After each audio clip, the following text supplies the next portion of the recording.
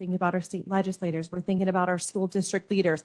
So we're all coming to the table to really define and to really bring this vision forward to ensure that all students are really future ready here in Tennessee. So like I said before, this is really a unifying framework. It's just a way to really centralize and focus the conversation to really understand what our students need here in Tennessee. So as we did this roadshow and as we talked about this framework, it wasn't a sit and get. So I outlined the framework just like I'm going to do for you today, but a lot of it was about feedback. Like what do we need to prioritize from your lens, from your take as a stakeholder? What should we elevate? And what is important? And what do you feel will bring our students to this vision of future ready? So we had educators, we had employers, we had post-secondary partners there, and our military folks as well. And I'll explain that here towards the end of my presentation.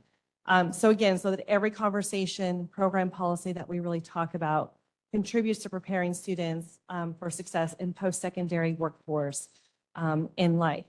So as I talk through kind of what we are envisioning for this, I think it's really, really important, one, to know that it's not done in silos, just like I said before. And it's not done in silos at the state level, but it's also not done in silos at the State Department level. So at the table, we've got Tennessee Department of Labor and Workforce Development. We talk with our folks at ECD, at TBR and THEC. We are all in these conversations together. And that is really different from where we were when I started at the department 10 years ago. So when I started the department, you know, we were very siloed in the world of CTE. And you can see that where I am located today under Christy Brown's leadership, under the CAO, we rightfully belong, you know, side by side with academics. It is no longer college or career. It absolutely is, you know, that post-secondary and workforce. And when we say and, we mean it, and we really want to emphasize that. So that is your capital A and D. So I just want to start by kind of going through the purpose and the vision. So the high school experience in Tennessee will be transformed to ensure access to high quality post-secondary credentials of value. So students are prepared to achieve their success through strong academic and workforce readiness. So that's really the purpose of this. So the vision around this is that all students deserve to know and understand their post-secondary workforce and military options. So it's all about that transparency piece.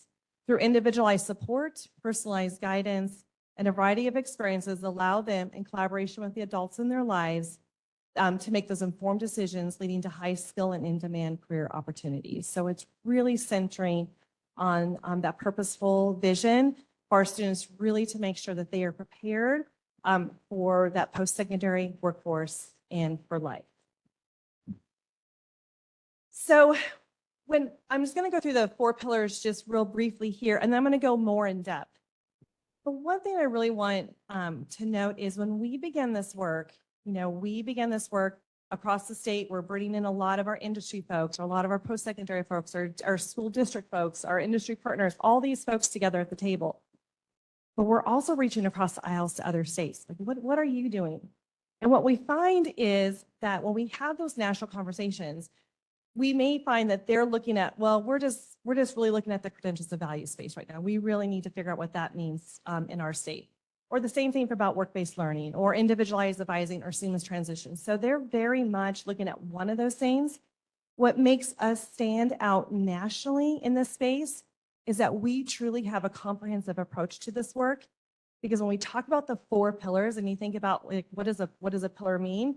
A pillar is very stabilizing. And when one falls, you know, it kind of becomes uneven. It becomes not so stable anymore. So truly these 4 pillars, as I talk through today, really overlap and intersect, and you cannot do one without the other. So I'm really, really excited about this vision because it's really very comprehensive and it's really going to move the outcomes for our students. So when we think about credentials of value, just generally, we're really focusing on the industry credentials of value in our space. We are, though, having conversations with TBR and THEC to think about those degree credentials as well. But we're starting in the space of industry credentials because that's really where our students are living, especially in the CTE world. Just last year, our students earned over 77,000 industry credentials in the state of Tennessee. So we know that it is working, but what is our job is to make sure that they're of value. And so that is what we're working on in that space. When we think about individualized advising, I know Knox County has this in place as well. We talk about these career coaches. So through Innovative School Models funding, a lot of our districts have employed what we have termed and what they have termed as a career coach. And this is something that is in addition to, that works alongside probably a guidance counselor. And these career coaches are having those intentional conversations about what do these students aspire to for both workforce and post-secondary. So we're going to be working in this space because we know that foundationally, it really is what is going to lay the framework for our students in making those intentional decisions for their post-secondary and their workforce aspirations. Seamless transitions. So in this space, we're really working hand in hand, and I'll explain this further, with our partners at TBR and THEC to ensure that when our students are engaged in early post-secondary opportunities at the secondary space, they can seamlessly transition those opportunities, and it should count for credit. So we're kind of focusing on the dual enrollment space in this area, but it's all about that seamless transition to make sure that it counts for both post-secondary credit and for workforce readiness. And last but not least is work-based learning. And we know foundationally here in Tennessee, we've always led the way in work-based learning. We've always had a strong framework, but we need to really step it up in this space. We really need to look at it from a lens from an employer, from an industry partner, and what kind of experience are they bringing to the table for our students? What kind of high quality experience does that look like? And then we also know that there's a gap right now in our rural communities. And so, through Innovative School Models funding, we've really asked our districts to be really innovative in that space and think outside the box.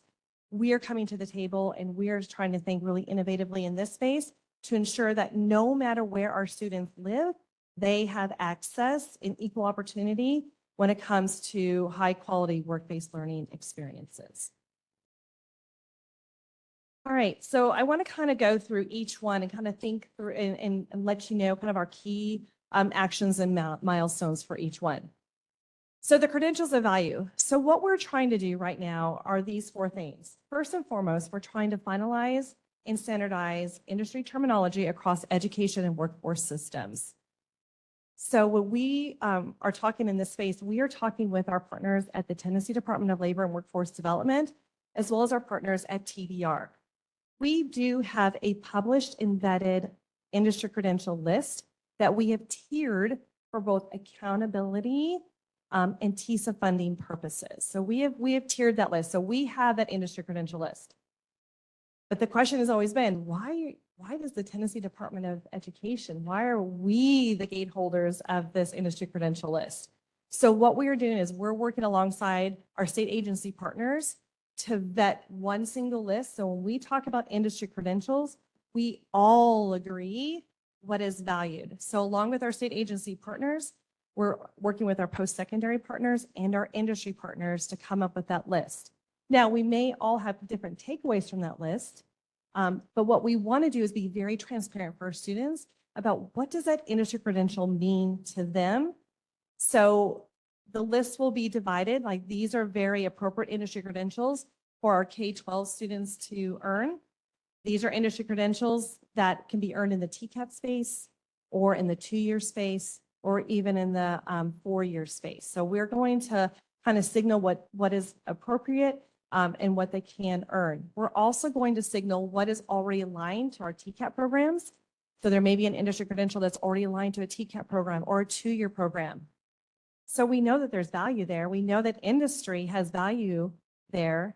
But then also, if we have a student who's already earned a CompTIA fundamentals certification, and we know that there's value in the workforce, I am working with our TBR and our THEC partners to ensure there's also value at that post-secondary space.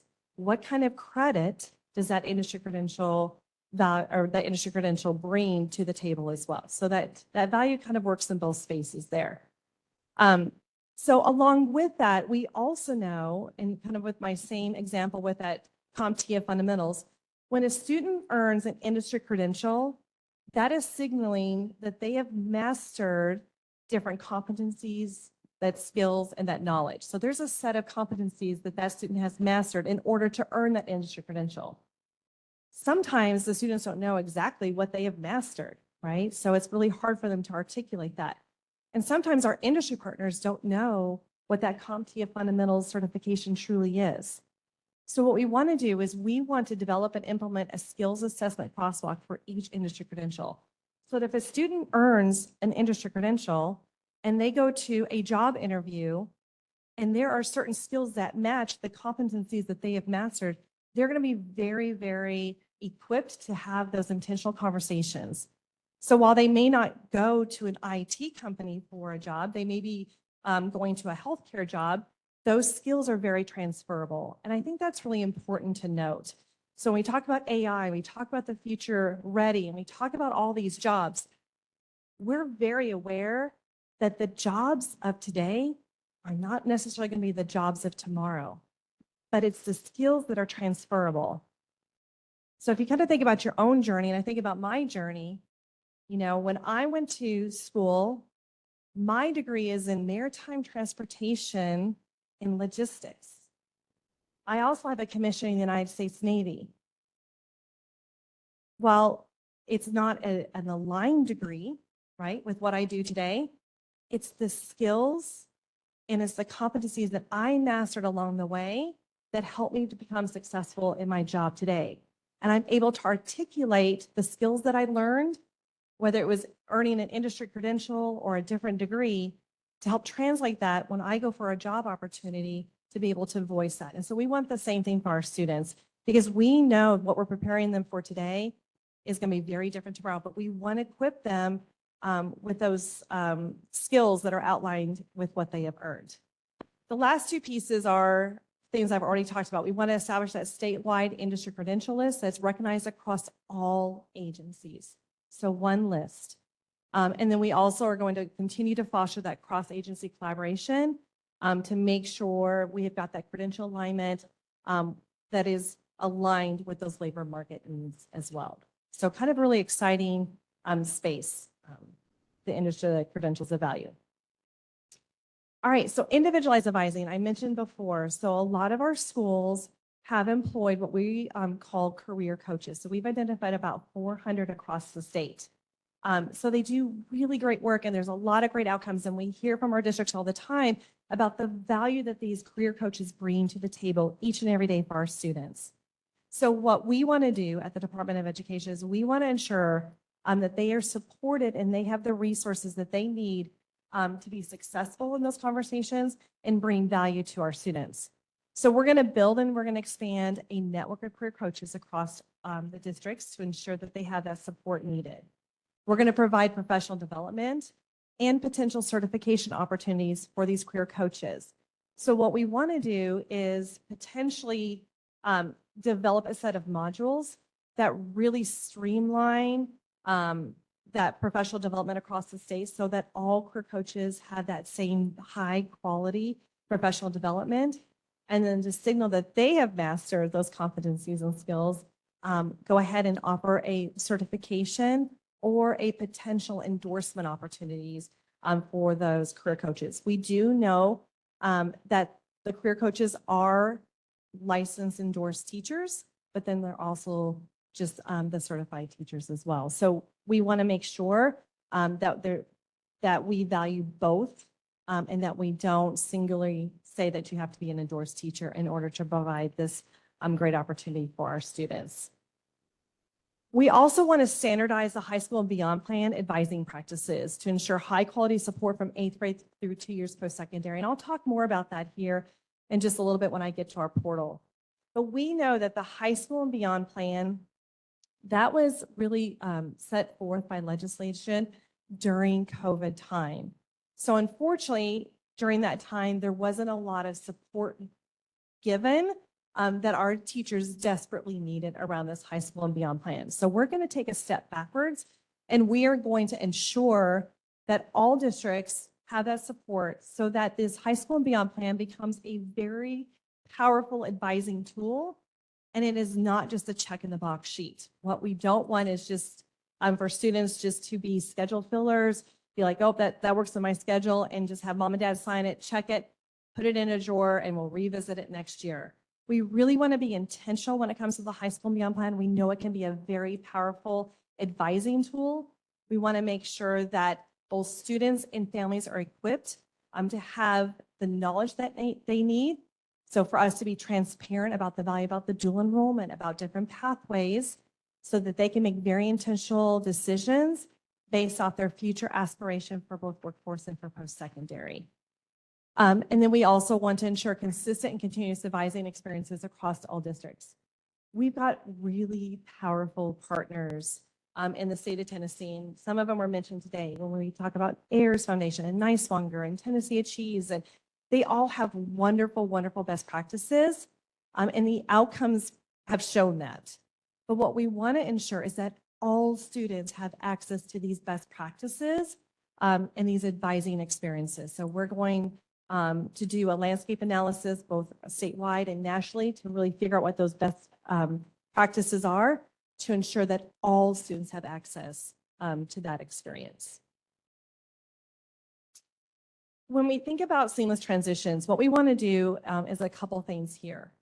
So the first one is streamline and align post-secondary admission processes to facilitate smoother transitions. Right now, THEC has a pilot project out there with some of our school districts that feeds very well into this admission processes. So it's all about the support needed to ensure transparency about where they could go in Tennessee and really break down those barriers. When we talk about dual enrollment opportunities in this space, we know that our students have to navigate so many different processes just to tap into that opportunity. They have to fill out that post-secondary application as well as that dual enrollment grant opportunity application. That's two separate applications, but we know that the information that they're asking on those applications is very redundant.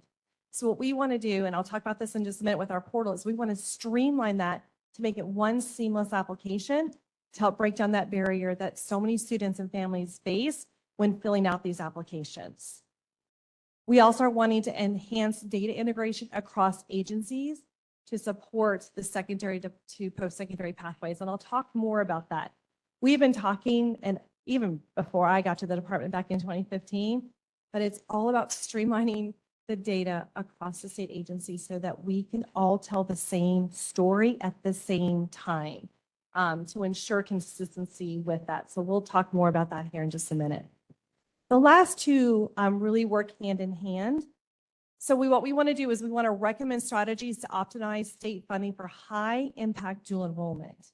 And we also want to make sure that we propose solutions to improve intentional course taking and the completion in those dual enrollment pathways. So we hear time and time again from students across the state is they engage in these great dual enrollment opportunities, and everybody has such great access. When I started at the department in 2015, that wasn't the case. But we know that it has really grown, and just with the support of our legislators and all these grant opportunities, you know, students can get 5 dual enrollment opportunities completely paid for, and then the other 5 at a reduced cost. So up to 10 opportunities for students, which is great, which really opens up the door. But what we're finding is that students aren't intentionally using those dollars on a pathway. So what's happening is a student may take those 10 opportunities, but never realize that those were all elective courses. So when they go to a post-secondary institution, they're not all articulating because now they've been saturated with their elective courses. They didn't know if it was an elective course, if it was a general course, or a pathway course. And so they're using these dollars, but they're not necessarily transitioning with those credits to the post-secondary of their choice. So it's all about being intentional and making sure there's transparency about these dual enrollment opportunities. Last but not least, work-based learning. So like I said before, we really have a strong foundational framework already in place for work-based learning. But we know that we really need to step it up and really engage with our industry partners in this space. So what we want to do is we want to develop and implement a tiered system to categorize work-based learning experiences based on impact. So when I say tiered, I'm not saying job shadow to internship. What I am saying is, what is that industry partner bringing to the table? Are they just having our students sit in front of a cash register from 12 to 5? Or are they engaging them in HR conversations or quality control, conversations? What are they bringing to the table that really elevates that work-based learning experience into a high quality work-based learning experiences for our students? So we're really trying to capture what those gold standard work-based learning experiences can look like.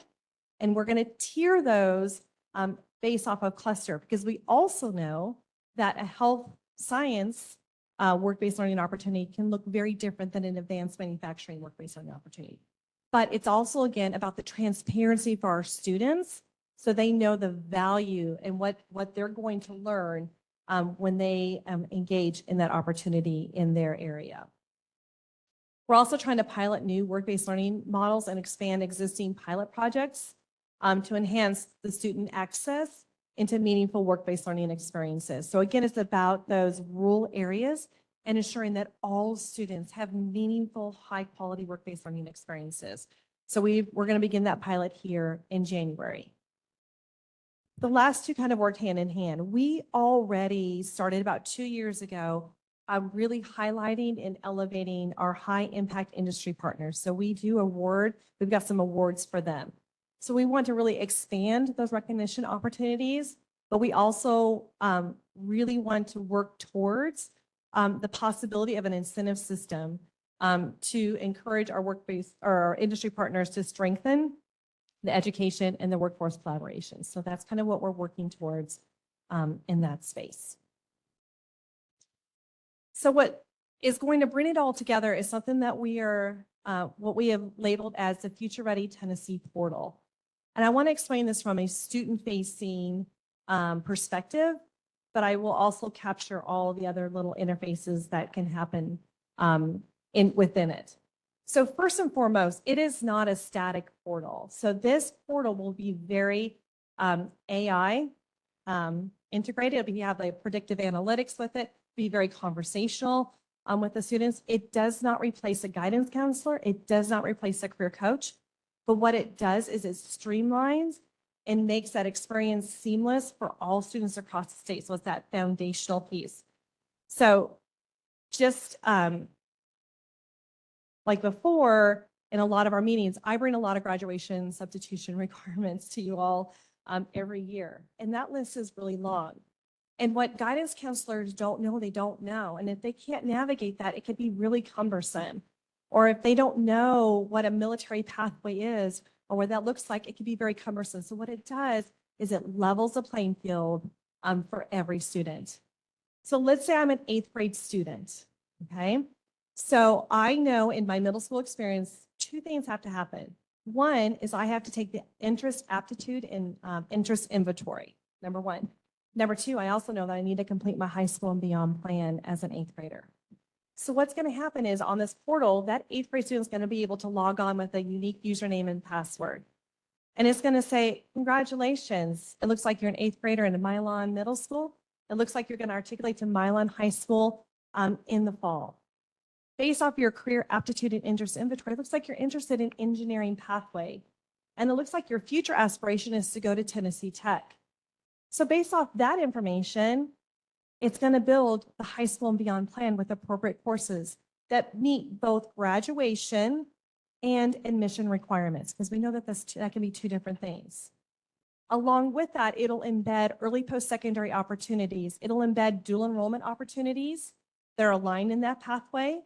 It'll also embed other early post-secondary opportunities like AP courses, those types of things. It'll also highlight work-based learning experiences that are found in their area. Because you're interested in engineering, there are 5 engineering firms in your area that offer work-based learning experiences. And this is what they're going to offer you. Based off that tiered system that we're trying to outline in that work-based learning pillar, it'll be able to highlight that. And here's your work-based learning coordinator, and this is how you get in touch with them. Also, these are the aligned industry credentials that are found in your pathway. If you earn this industry credential, this is who's hiring in the state of Tennessee. These are the jobs. This is what it looks like. And these are the salaries that are associated with it. If you continue your post-secondary experience into TCAT. Here are the aligned certification programs at that the TCATs. This is what they are. If you earn that, again, here's who's hiring in the state. These are the jobs, these are the salaries. If you continue on to your 2-year experience at one of TDR's community colleges, here are the aligned programs, either the certification programs or the degree programs. Again, if you earn that, here's who's hiring and here's the salaries. If you continue on to 4-year, same thing happens. Here's who's hiring, here are the salaries, here's the aligned programs in the state of Tennessee. Along with that, it's going to build a student profile, like a portfolio. It will capture their ACT scores. It'll capture their transcript scores. It'll capture their industry credentials or any clubs, activities that they have done, so that a student can print this out and bring this with them to a post-secondary interview or even a workforce interview. And it's going to highlight all those skills and competencies that they earned in that industry credential so they can feel powered into having those conversations. Not only that is we can create a student account in this portal system so that it's transparent for the students and the families to say, you know what, I've got these dollars, these dual enrollment dollars. I've got all these dollars that I can tap down. And as they use them, it does a drawdown for them so they know what's still available. If they do the Tennessee Promise or they qualify for the Hope Scholarship, it'll also put those dollars right in there so they know what is available to them. Again, it's about transparency for our families and for our students so that they know the options that are available to them. When we talk about return on investment, right, we know that interest is a very value piece of the equation. So we never want to discount that. But what we feel is our job is to make sure that we are transparent around the value of those options. So if a student wants to do a history degree or an art degree or whatever it may be, there's value in that. There's value in that interest. But here are the jobs that are hiring with that degree, and these are the salaries. So it's all about that transparency. So that is the student part of it. That's the family part of it. Our guidance counselors, our school counselors, our district folks will also have access to this, to have those conversations with the students, be able to tap any sort of data in the system as well. When we talk about our state agency partners, we have worked the last about 8 months hand in hand with our state agency partners to build the technical guide that drives that will drive this portal, because we know that we need to bring all the data systems to the plate. So we've had those conversations with them. When we talk to ECD, they are so excited because they're trying to attract businesses to the state of Tennessee. So when we talk about nuclear energy, the first thing that those companies are asking is, where's my pipeline coming from? And they're not looking at the workforce of today. They're looking at our 8th graders. And so what they're going to be able to do is they're going to be able to see who is involved in this clean energy program of study. What industry credentials are they earning? Where are they articulating to TCAT, to 2-year, to 4-year? What degrees are they earning? This is where their pipeline is. It's going to be easier for ECD to have those conversations to attract companies when they can visually see where their pipeline is coming from. When we talk about this to the Department of Labor and Workforce Development, they know that they've got a powerful tool in that Jobs for TN, but they also know that they can put those industry credentials in there. They can put those degree programs in there so that everything is streamlined so we can tap into, when we talk about demand in the state, they can be able to signal that, like, you know what, we're saturated with welders. There's a signaling there. There's only so many jobs. So as the Department of Education, we can signal that to our CTE directors, right? So everything is like this predictive, analytics. TBR, THEC could also look at their enrollment. As students signal where they want to go to after their secondary experience, they can see that 4 years in advance. Can a student change? Absolutely. This has to be updated every year, and they can pivot and they can choose a new pathway, and it's going to redo its 4-year and beyond plan. But they can also look to see what degrees are really, highly sought after. Do I need to shift my faculty at this point? So there's a lot of things when you talk about this return on value of investment in this. You think about all the businesses that are going to come to Tennessee. You think about our Tennessee students who now can visually see their pathway here in Tennessee. If they can visually see it, they're more apt to stay, right? Because now they've got this pathway that they know what that means along the way. So just really excited about this moving forward. So you can kind of see the key features there. It's a unified system. It'll have those interactive pathway maps, the student portfolio, the school counselor interface, state agency collaboration, and that predictive analytics piece to it as well. So really, as you think about this initiative, it just really envisions a robust, skilled workforce that is poised for those job opportunities. It's going to align education with workforce needs, providing clear pathways. Tennessee aims to cultivate a competitive advantage in the global economy. So with that, I'm happy to take any questions. Thank you, Ms. Snow. Very good. Questions? Yes, Ms. McIntyre. Sorry if I missed it. When will this go into? Tomorrow? That we have the technical guide, so it's just phase one is completely done. So then we need to secure funding and we need to secure somebody to build it. But as we did the technical guide, because there's so many pieces that are already pre-built, like all these data systems are already existing, it's bringing it together. It won't take long. It won't take long. What's your estimate? It sounds amazing. So yes, Right now, yes. So I would say no more than 2 years, including a pilot. And can I have one more question? We've talked about our TCAP portal and how, I mean, you all have done, the department has done a really good job with that, but it's just not communicated. A lot of parents aren't aware of that. Yeah. How will we be able to put this in the hands of parents? Like, would there be like maybe some sort of partnership with Power School that we could have a link when they go check their kids' grades? Like, how can we actually get it's going to be so amazing. How can we get that more in the hands of the parents? Yeah, so a couple things about that well, first and foremost, because the high school and beyond plan is a foundational piece. We know that every student has to complete that. So we know that every student will interact with that. We're thinking through accountability. We're also thinking through the funding piece of all that to ensure that happens. But it's going to be a lot of communication, a lot of engagement, with parents, with families, with these school counselors, with these career coaches. And so as this portal is being built, we'll be proactively working with those career coaches, those school counselors, those families to get the information out ahead of time so that we're being proactive in that space and not reactive. So we kind of think of this as a runway. So as it's being built, we can start to have those conversations. We never want it to be built and go, here you go, you have access to it now. So we never want this to happen without being proactive in our approach. How much training will the counselors have? I mean, I'm sure it would be one of those things that would be Yeah. overwhelming. They just. Yeah. So when we think about this individualized advising pillar, we've got this career coach network. I do have somebody dedicated right now at the Department of Education, Britton Slago, who oversees this work. So we're going to be very intentional in making sure that there's virtual options, in-person options, and supports along the way to ensure that our career coaches, our guidance counselors, our CTE directors, our district superintendents, everybody has access and everybody has knowledge on how to use it. I love the passion you have for it. The buy-in is already there from you. Thank you. Ms. Maxwell. First, I had the opportunity to spend a day at the Upper Cumberland TCAD, and Ms. Knoll and her team did a tremendous job of presenting this. But this is so ambitious and intentional, and we talk about doing what's best for students.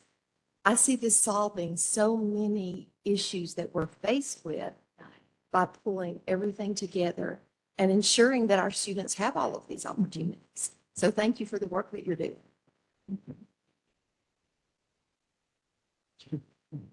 Oh, Seb. Thank you. I really like this program. I have had similar experiences with other programs at my school, and so I was just wondering how this would differ from programs like Pathful or Major Clarity in our schools and how I should expect to see this.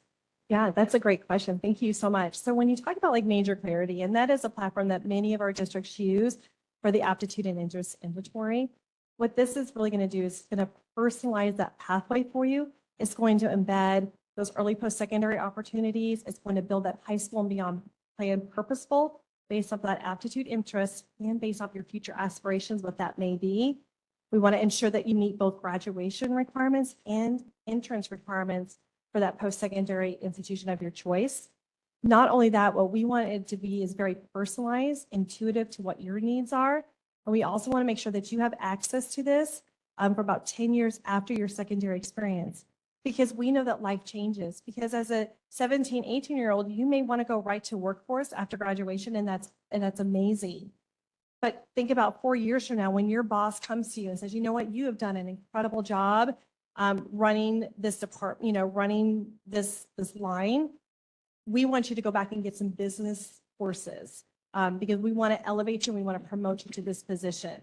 So the best thing about this is now your transcripts are in this portal, your ACT scores are in this portal, the post-secondary applications are in this portal. It is one-stop shop. So now when you go back 5 years from now, you don't have to hunt down your ACT scores, you don't have to hunt down your transcripts, and you know how to apply. Not only that is you can interact with it and it's going to tell you in real time, where are the jobs today? What salaries are they garnered? Because guess what? You get that promotion, you're going to want to negotiate on that. And that's going to give you the tools that you need to say, look, I have mastered these skills and I know that these companies X, Y, and Z for the same position are hiring and this is the salaries that they're offering right now. So it's just a very powerful tool. It's a lot about transparency, but it's also giving you the information that you need to be intentional in your journey. Thank you. I'm really happy to see the importance being placed on the high school and beyond plans. And as we go across the state and we look, we see sort of different levels of how it's being used. Some districts do, as you say, they fill it out, it goes into the file. Maybe next year it comes back out again. When we were at York, every individual student had a high school and beyond plan that gets looked at and worked with the counselor every year. So that's really, really important. I'm also happy to see the integration between K through 12, higher ed, and the workforce, which this will do. I think that's critical. Again, too many times we silo ourselves. My question is, this data, a lot of this data exists longitudinally in the P20 system. And we get requests from organizations, universities, et cetera, wanting access to this data. Will your process here provide more transparency in that opportunity for the P20 data and how could it be used?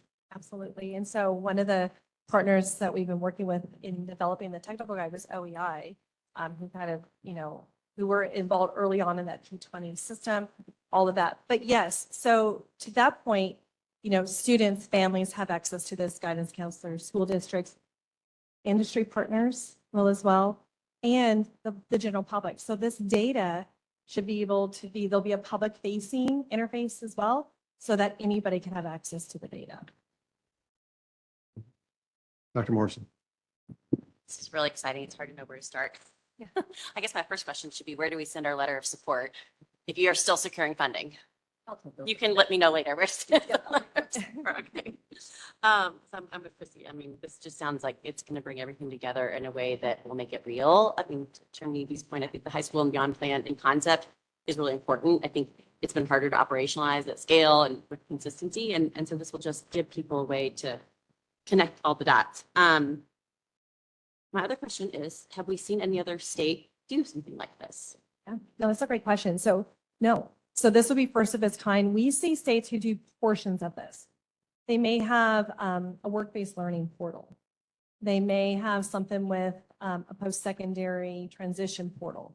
But this is very comprehensive, or they may have like a student wallet or student account portal. So very siloed, but nothing as comprehensive as this. So this would be one of its kind. Two more questions, real quick.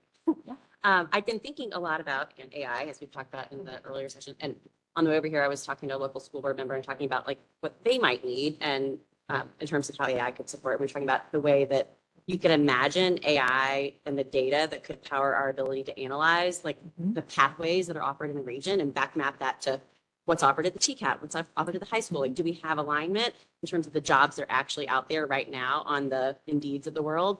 So I just think about, again, what you've described and the way that AI analysis is capable there, we'll be able to I don't think it'll transcend the P20 system, but in some ways it's going to complement or somehow, I'm Yeah. not sure how that'll integrate, but there's like Mhm. going to be an interesting data question there as you think about like what currently is collected with P20 and then what AI can produce in terms of, especially like market data, job market data.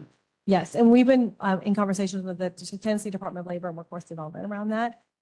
So foundationally, they have a lot of great systems, and their wire department pulls out a lot of great reports. You know, they got the jobs for TN, but that can be integrated into this portal, so it's all seamless and it works together. So jobs for TN highlights jobs, but also highlights internships. So even students will be able to have better access to that. So we're working with them as well as making sure that when a job is posted on Jobs for TN, it highlights an aligned industry credential, like what does that industry value, or what degree or certification do they value as well. So it's really about becoming transparent so that our students are equipped to have those intentional conversations. And then one question that goes back to something you were talking about earlier that I've wondered about, we've talked about, I think, here and there over the years, but this idea of career coaches, and is it a badge? Is it an extra credential? You don't have to be a teacher. I may have missed some of the details there, but can you explain to us a little bit more how that's coming together in terms of like, who would serve as a career coach? Would it show up on your license as like an extra something or? Yeah, so I guess first and foremost, we want to make sure we offer our districts flexibility, because to that point, we have endorsed teachers, and then we have those folks that are in this capacity that are not endorsed teachers. So what we want to do is we want to streamline the professional development and resources so that is very consistent across the state. But then we also want to highlight their values. So as they complete this professional development, just kind of like our computer science endorsement, right? Making sure that they're equipped to have these conversations with our students.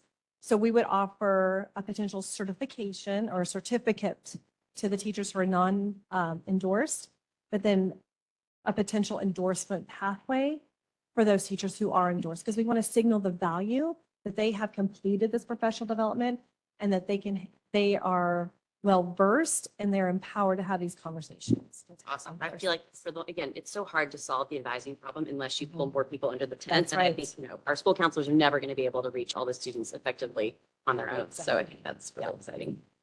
Thank you. Ms. Brown? If I can, and I appreciate all the enthusiasm, especially from Deb and her team. They've really done a great job. So thank you. They've done incredible work, and appreciate the support that I've heard this board today.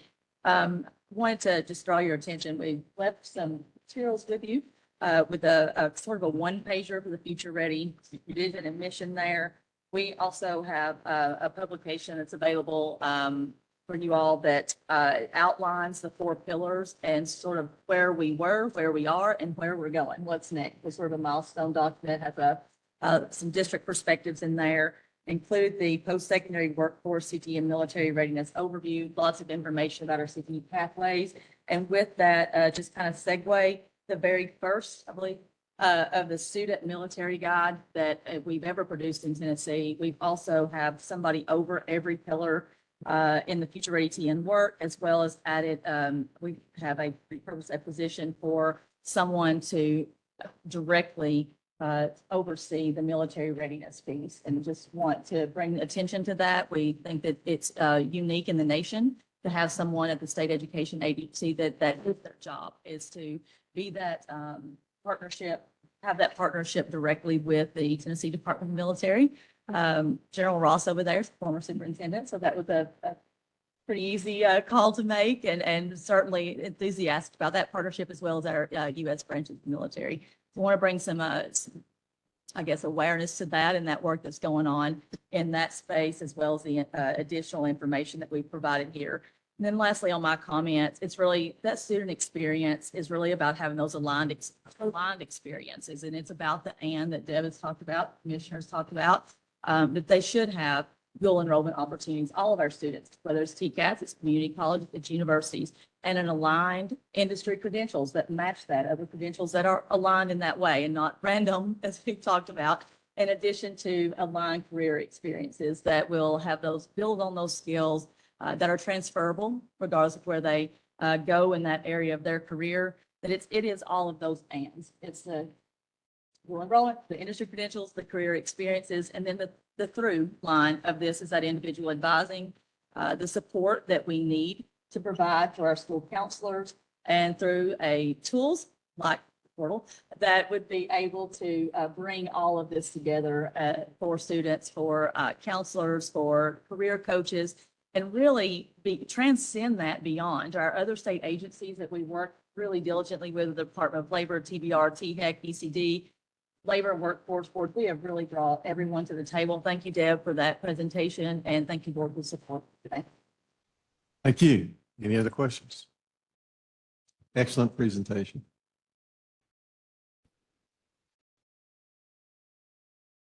We are now at our break. We will break until 2:20.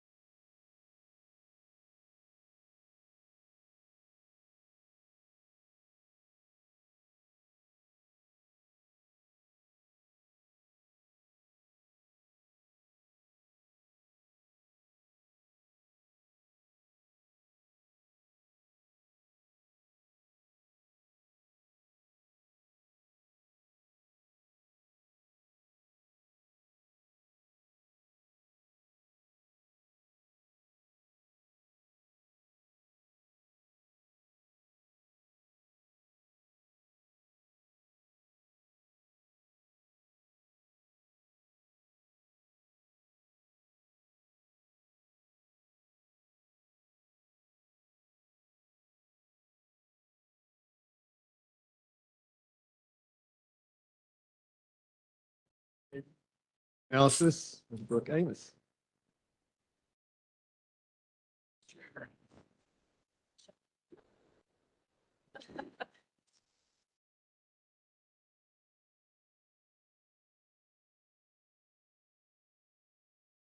Oh, oh. Well, when you tap on it, it's, I think. Maybe it's user error There here. you go. Okay, all right. Good afternoon, Chairman Evie, members of the board. Brooke Amos, Assistant Commissioner of Human Capital, here to talk about Tennessee's teacher evaluation system, and delighted to get to speak with you about work that the department has been doing, but also an engagement with many stakeholders, and excited to be talking with you about this important topic today. I'll also preface by saying I do know that many of the individuals on the board and also representatives from the department are also key experts on this topic. And so I do want to give some framing that we will be giving background on the evaluation system for members of the public who may be newer to the topic of evaluations. I do want to set some framing on that. But also we'll be talking about legislation that was passed last year, which has been the genesis of some of the work we've been doing on landscape analysis. So do you want to give that framing? And also there will be discussion for this topic, which is a little bit different than some of the workshops that we sometimes have today. So excited to be talking about that.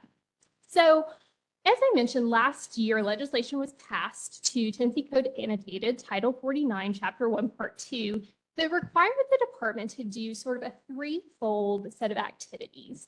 One was to conduct a landscape analysis of teacher evaluation practices in Tennessee and in other states. Our approach has been mostly to look at our regional partners, although certainly have also looked at national landscape pieces as well. The second is to convene a teacher evaluation advisory committee composed of experienced Tennessee educators and other experts to look at our current evaluation practices. And the third, part of the reason why I get to be with you today, is to talk about the findings of that evaluation advisory committee, which is still ongoing, and to talk about the landscape analysis.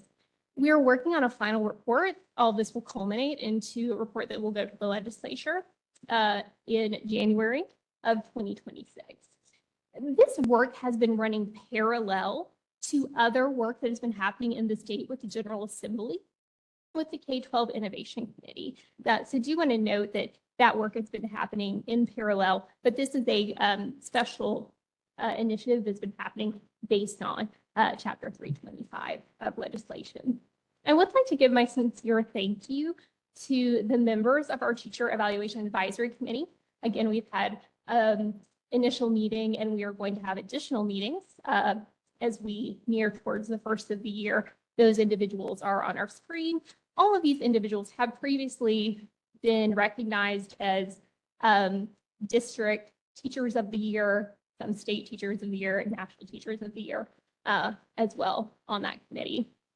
I would also like to say, because of the nature of this presentation and the nature of the expertise of individuals on the board, should you have any questions, I'd like to invite you to share those as I'm going through, especially because of sort of some of the technical nature of some of this. Don't worry about holding questions if that is all right with you, Chairman Evie. So you're saying ask questions, Yes. ask, sure. No worries about holding those. So when we look at educator evaluation in Tennessee, one of the things we've found both through Tennessee and national research is that educators are the single most important lever in driving student achievement. And that is sort of our hallmark that we come back to when we think about the why of why we think about educator evaluation and why we spend time on this topic. And that evaluation drives instructional practice and ensuring that it is a way for us to look at the teacher quality and how we are looking at those to make instructional decisions and staffing decisions within a school. Our teacher educator survey, which is done in our partnership with Terra, which has been in place now for over a decade, has shown that approximately over 80% of our teachers, and especially those in early career, do indicate that the evaluation process has led to improvements in their teaching. One of the things that I find notable about this is we have seen a marked increase of this year over year. With the first year of implementation, these results were below 50%.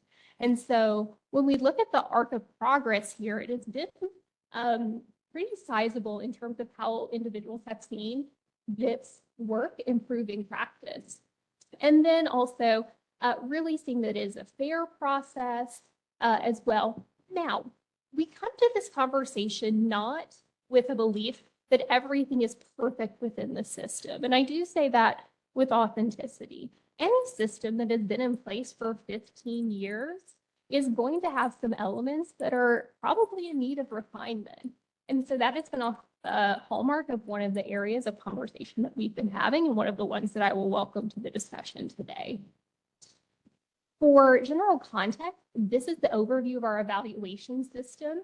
There are different models for individual depending on whether teachers are in what we call tested or non-tested areas, as well as administrators. Those are the three general components of the evaluation system: are qualitative measures, observations, looking at how an individual is teaching in front of the classroom, an achievement measure. Achievement measures are generally point in time measures to see how an individual is performing, their students are performing against a set of standards. That might be an end of course assessment.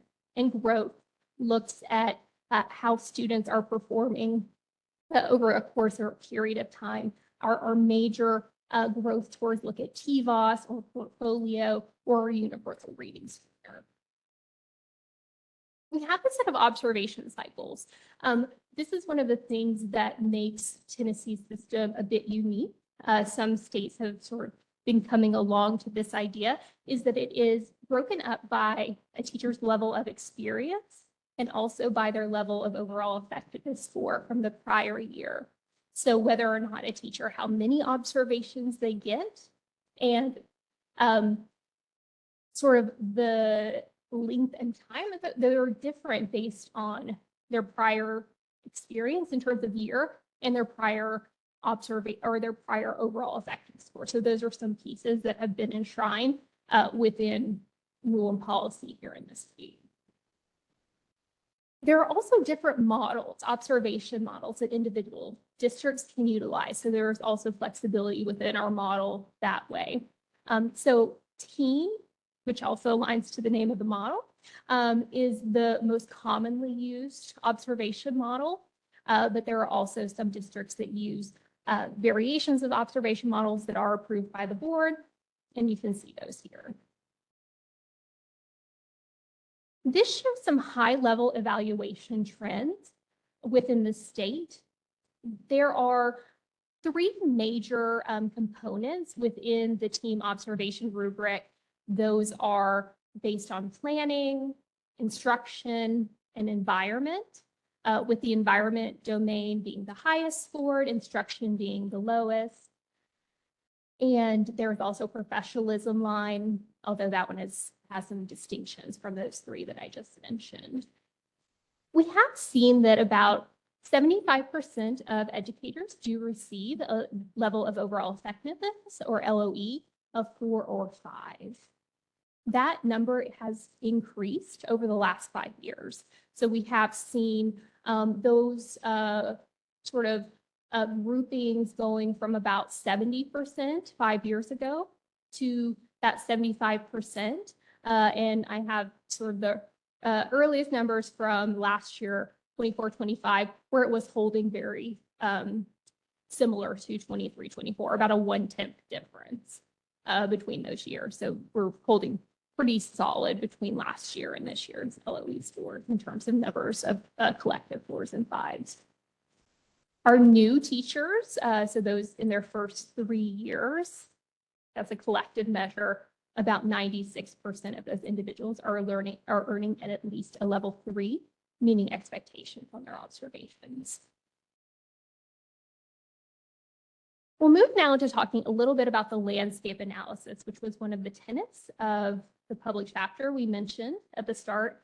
And I think one of the framing pieces I'll share is that there has been a large swath of reform work within human capital and within educator evaluation, especially in the last 15 years. But Tennessee's work in this area predated that.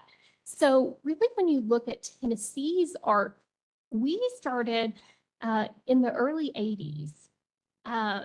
So it's a kindergartner, Miss Rose's class over at Neely's Bend. And, you know, Tennessee was launching Career Ladder here in the state. And so, you know, with Career Ladder, that was a voluntary program within the state that allowed individuals both potential for higher salary and potential to have sort of priority entry into summer programming if they partook in classroom observation pieces. So there's a very interesting layering that happens, which I just find really fascinating. I won't belabor this too long. I just find the sort of arc of change very interesting in the state. So Career Ladder had an observational component. Career Ladder ended around 96, 97, when we had the entry point of the framework for evaluation and professional growth. Now, this started with about a 50-school pilot here in the state that then expanded in 2000. Now, what this program did is it started to include multiple measures. So this is really, and we're talking, you know, 13 years before we saw national race to the top work happening. So 13 years predating that, Tennessee was really one of the first states to look at multiple measures. Now, this one, it still included elements like observation, but it also included professionalism, PD plans, and also an element of student growth. We started seeing that sort of like second measure, looking at student outcomes.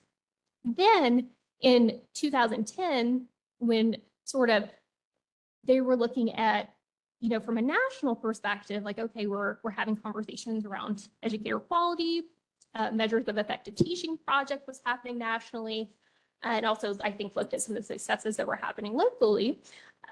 Then Tennessee was awarded $500 million for Race to the Top, which then seeded our work that in which we saw our team model being launched. One of the unique factors about the framework for evaluation professional growth is that early teachers were observed once a year.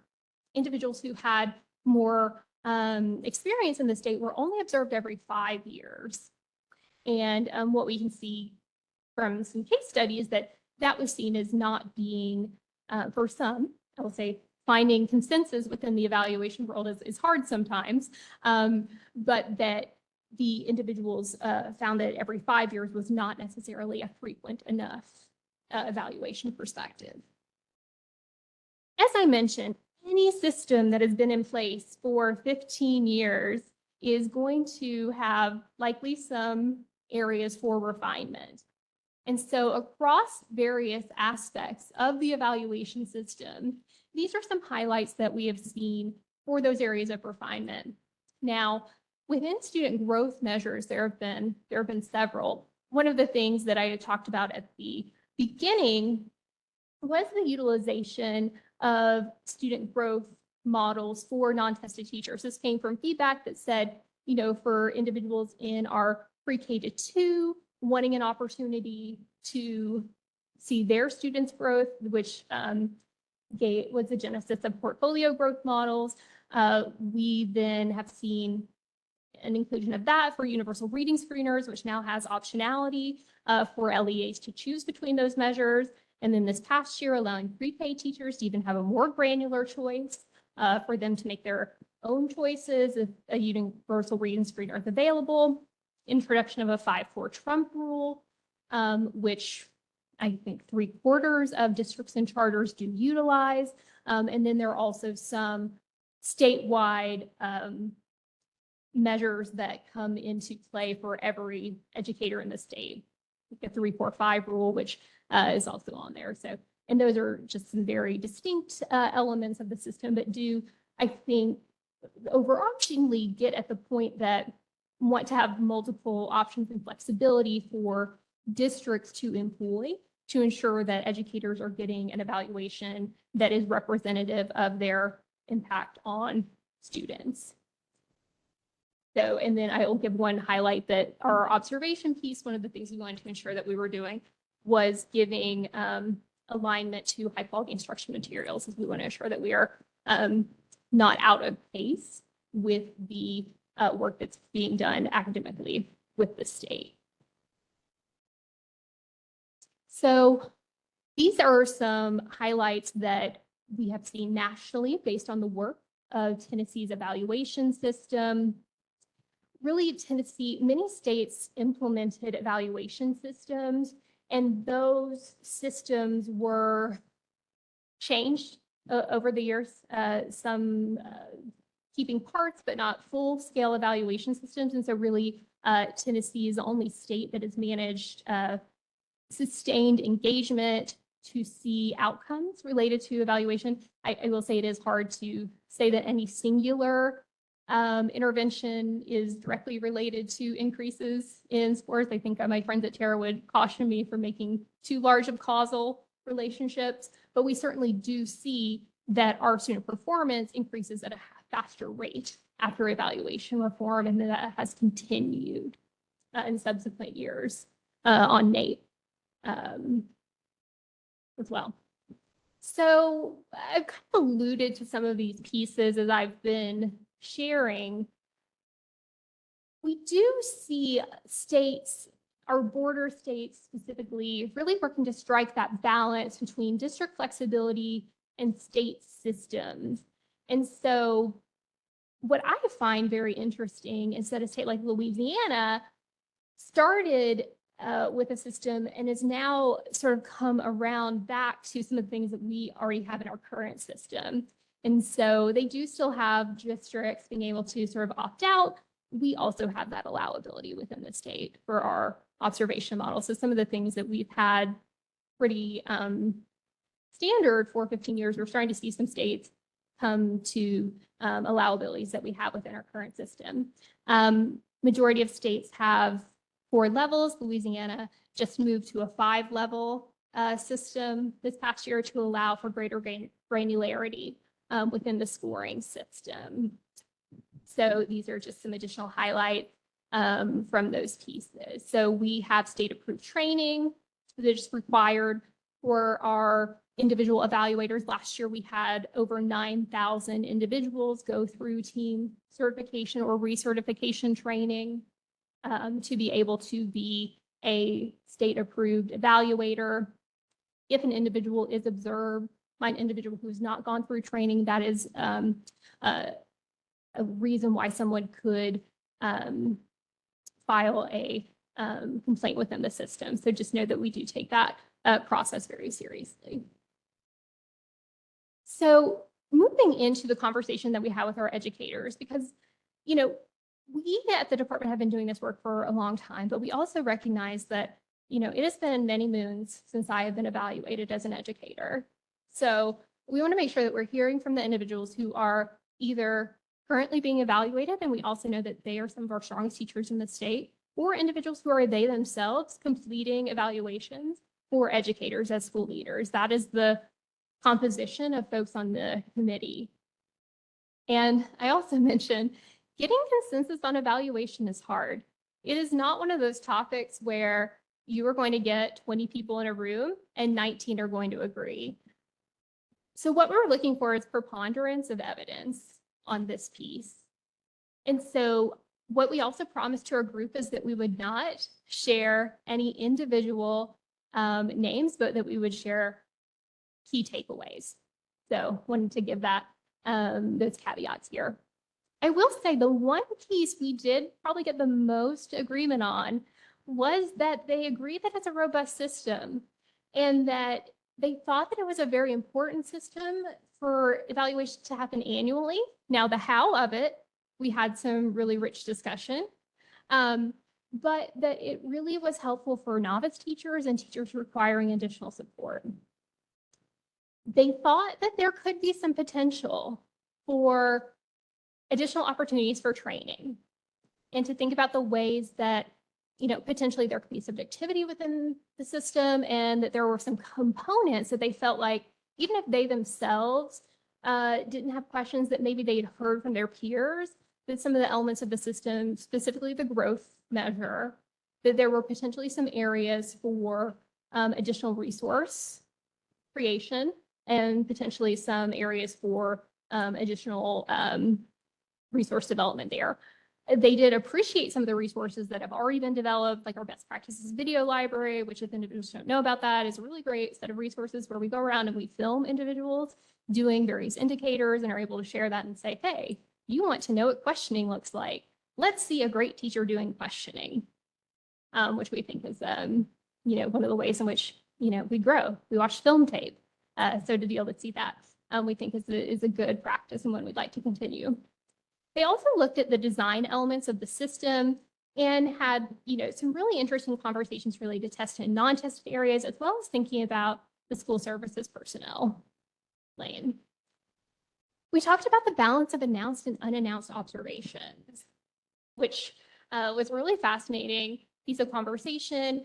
Our level 5 experienced professional teachers on a professional license, they're getting one unannounced observation a year.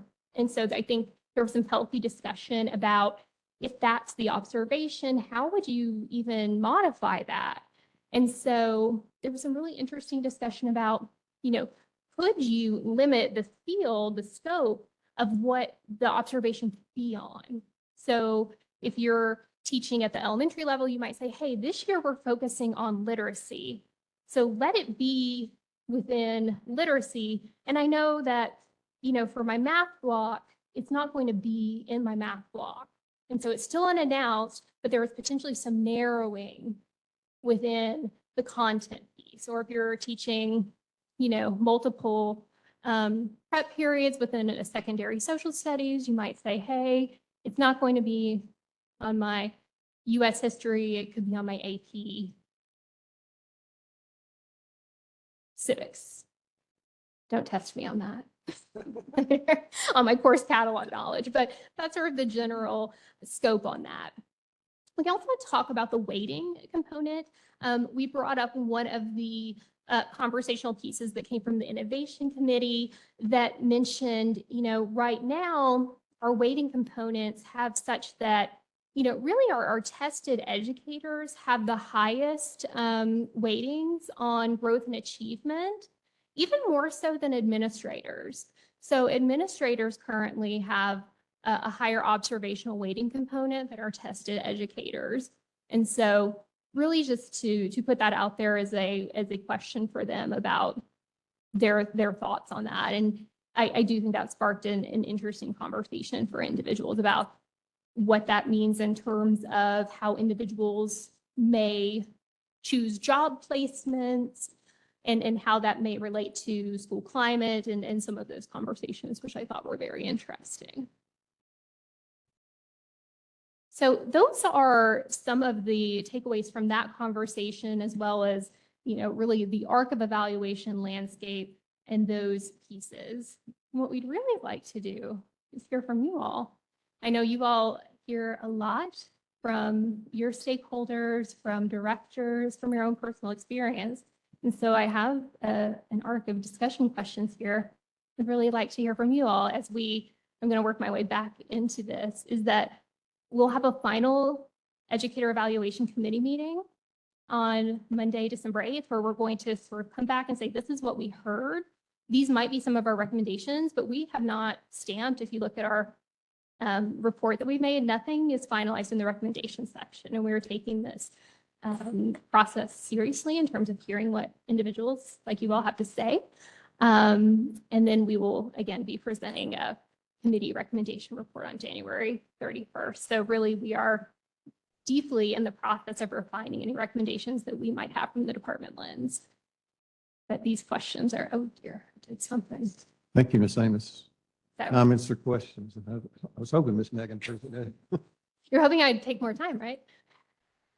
So obviously this is life for me. It was life for 15 years being on one side of the observation and now I'm on the other. And I mean, I basically begged to be on the K-12 Innovation Committee just so I could be part of this discussion and maybe make a difference.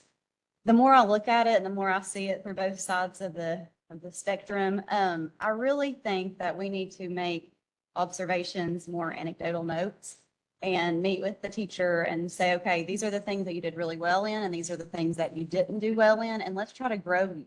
And let's not put a number on that. I mean, as soon as I give a teacher a 2, like that relationship's gone. Like they're just only seeing that 2. And if we've already got 96% of new teachers making threes and 75% of teachers having a 4 or 5, is it really that big of a deal if we take away that? And then at the end of the year, you'll have a conversation, a conference, and say, you know, you were weak here, but I've seen that you've worked on this, and we've grown and we've conferenced and we've collaborated. So this is the score I'm going to give you for your growth, for your continued ability to be open and flexible in your craft. And that's what I continue to tell my teachers, like, this is your craft. I'm here to support you. But once we put that number on there, it really does diminish the whole point, because they're just wanting to, like, we've talked to the teachers today, that the ones that really care and the ones that are stressed out are the ones that shouldn't be. And then the ones that should be stressed out and care are the ones that it's not a big deal to them, because they don't care if they make a 2 or a 3. But my 5 teachers are the ones that, I mean, they are very, and I was one of those. I was very stressed. Sometimes I wouldn't get observed my one announced until December. And so every time the door would open, I would be scared to death. That was my observation. I maybe didn't have all the 200 bullets that I was going to be able to teach that day. And that I would not be a 5. So I really think if we could really try to innovate this and just do more of a coaching session instead of just giving a number and being done. Because if that happens, then that one announced observation, or those 2, that would become not just that one time and done. It's not a checklist that a principal has. It is a walkthrough. So I go in there for 20, 30 minutes and I say, hey, here are some things I want you to work on. We have a conference. And then 2 weeks later, I come back in or we talk about it before and say, hey, I might come watch you on Wednesday. Let's talk about what we discussed 2 weeks ago. What have you done to change that? If our state's only at an achievement rate of 40.9, like, that doesn't really correlate with how many 4s and 5s we have. So we've got some growth to do. We've got some things that we can change. And I think having more of an instructional leadership coaching session instead of just numbers would be a good beginning of changing that and having our achievement better. Those are just mine. Can I ask a question? Yes. What do you think about having no unannounced observations? What about them all being announced? That's in rule. That distinction is in rule. It's not code.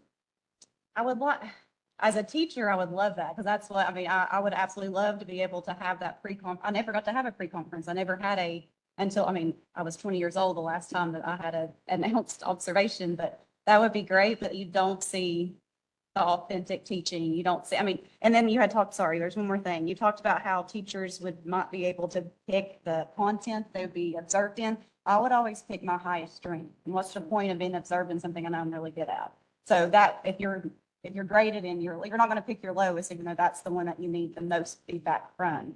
So if we're just more realistic with how are we going to grow our teachers and help further instructional practices, we need to not have those numbers there. We need to be able to say, okay, my weak point is math. So please come to me as much as you can and observe me teach math so I can become better, not because my score, but because I want to be a better teacher. And I would say a majority of teachers would stand behind that because they want to do better. They just are they're scared of that getting a 2 or a 3.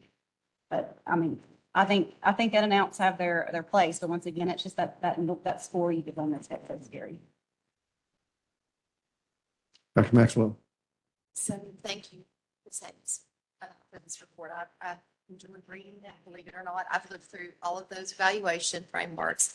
I feel really old now. But it was 1989 I started teaching, so I'm not like the 1984. But anyway, as an educator, personally, I held myself accountable. So I think that we all want to be accountable. So I think that we can all maybe agree on. But just some takeaways from people that, as when Nathan gives presentations about who we are as a state board, we each represent 770,000 plus people, constituents, and some of my constituents are teachers. So here's what I'm hearing from them. The tested versus the non-tested weighting components comes up several times, especially high school level. That's a big concern for teachers there, but also elementary. And we find sometimes that we have very highly effective teachers wanting to move into tested areas because of the different weighting of the evaluation. I've heard that they would like more walkthroughs. And I think we have to remember that at any time, an administrator or mentor can go into that classroom. The announced are wonderful. I loved it when I knew my principal was coming. But I also think we have to maintain the thought that at any time, anybody can come in and give us constructive feedback, because that's how we improve. I'm interested, is there any data that correlates the districts that use certain models to student achievement levels? Yes, they are, and I can get you this, they're all around 20 in terms of, which is, moderately strong correlation, and they are all roughly clustered around each other in terms of the levels. And this is not an assessment session, but I would be amiss. I would have people that would say, oh, I can't believe you didn't bring this up. I have educators, friends, colleagues all the time saying, why can't we assess at the beginning and assess at the end? And let's see. And I know methodology is complex, and I know there's a system that I wouldn't begin to try to explain to people. And I understand that, but just know that that is a thought out there that teachers have. I think the training has improved greatly over the years. I mean, our resources, another thing we heard today, the rubric, so many items within the rubric. And of course, your 5 teachers are going to, they're going to get every one of those, or else they're not going to sleep, for a week until they know they have a lesson that contains all that. So again, I go back to, as a former educator, I want to be held accountable because we have the future in our hands. But I think there's some tweaks and suggestions that we need to think about. Dr. Morrison. I love talking about evaluation, and we don't talk about it as much as we used to as a state, but I still believe in the power of feedback. I just fundamentally think that as professionals, professional educators, like we all want to improve. I mean, when I was a teacher, one of my biggest frustrations was just not getting enough constructive feedbacks. And I know it can be uncomfortable, but I love the idea that we're having a conversation statewide about how we can look at our evaluation system and keep what's really working and what's designed to give constructive regular feedback and make it better and kind of move with the times, think about how technology can support that, but informal feedback. I mean, I just think about our conversations again about AI and just the way that we can start to have more informal feedback that's possible throughout the year, because that's what's going to drive the student achievement. I mean, I think, TBOS is always a post-mortem, and that's important in terms of the reflection on teacher practice for that year. But in terms of changing the practice, like it's the, 3-year observations and feedback conversations that are going to drive that growth. So it was interesting talking to Chrissy's teachers this morning. I know you asked the question about it, and they said ultimately after the first few years they liked it, keeps them accountable, keeps them on track. One thing they brought up that I haven't heard yet today, and I wonder if the teachers that you spoke with talked about this, was the rubric itself and how just heavy it is. And I remember there was a TNT report that came out like years ago now that was, we should put our rubrics on a diet. Like we can't measure all of these things in a 45-minute lesson. And I do think there's some real truth there. And just something to look at in terms of some of the things you were saying, that maybe like more focused observations, more informal observations, thinking about the balance of the year and what you see versus one lesson. And I think, the idea is interesting, Christy, about, doing those observations, having those growth feedback conversations based on whatever rubric we decide is sort of appropriate for the educator. And then, having some sort of a score assignment at the end of the year. Maybe it's not numbers, it's like categories, or there's still probably some way to quantify like where the teacher is for various purposes of strategic compensation or other things if you're looking at in terms of who are going to be your mentor teachers, like who are your level 5 teachers or your exemplary teachers.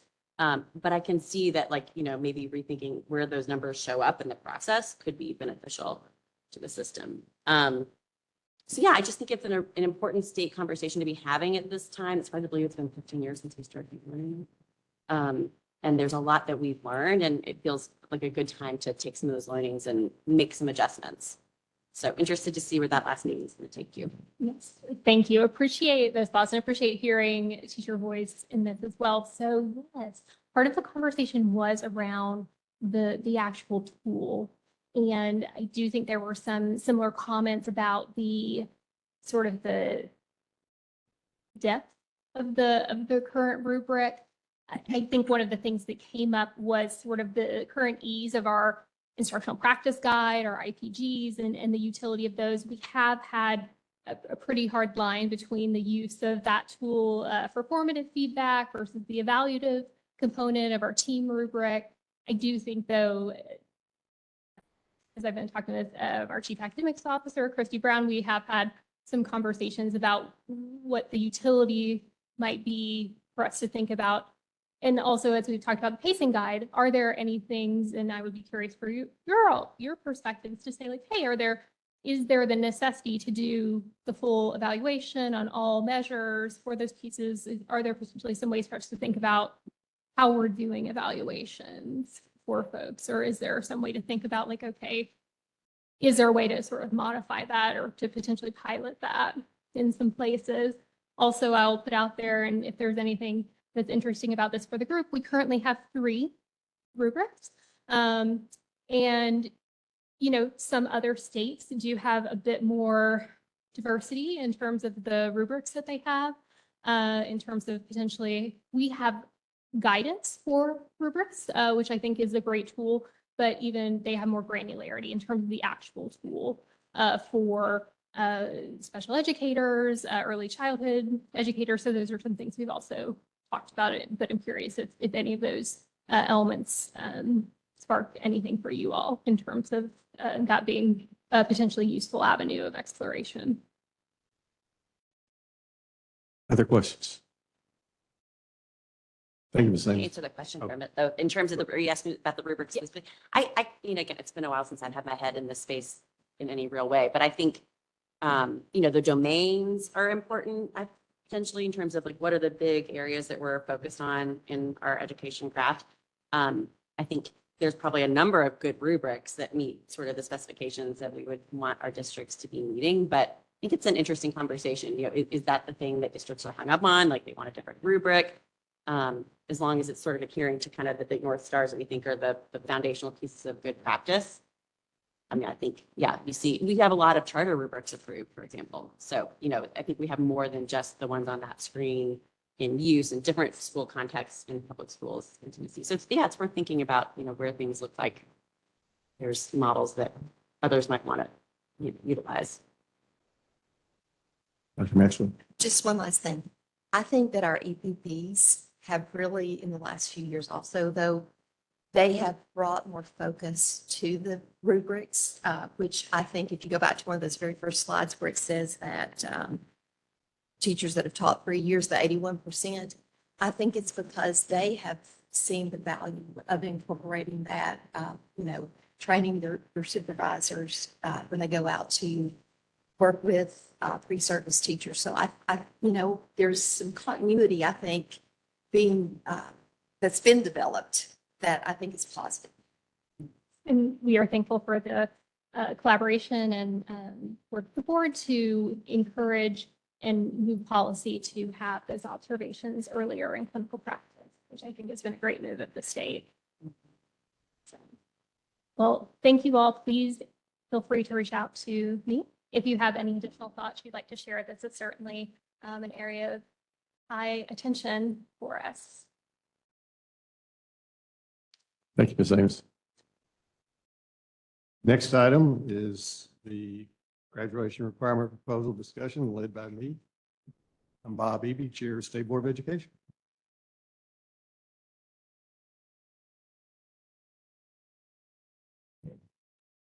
What I want to do first is give a little background context of where we were, and then look at the current policy, my revised proposal, and have discussion. When I think about my revised proposal, I go back to my acronym LEARN. Listen, engage, act, respect, and navigate. And I hopefully you will see after today that that's what I've done.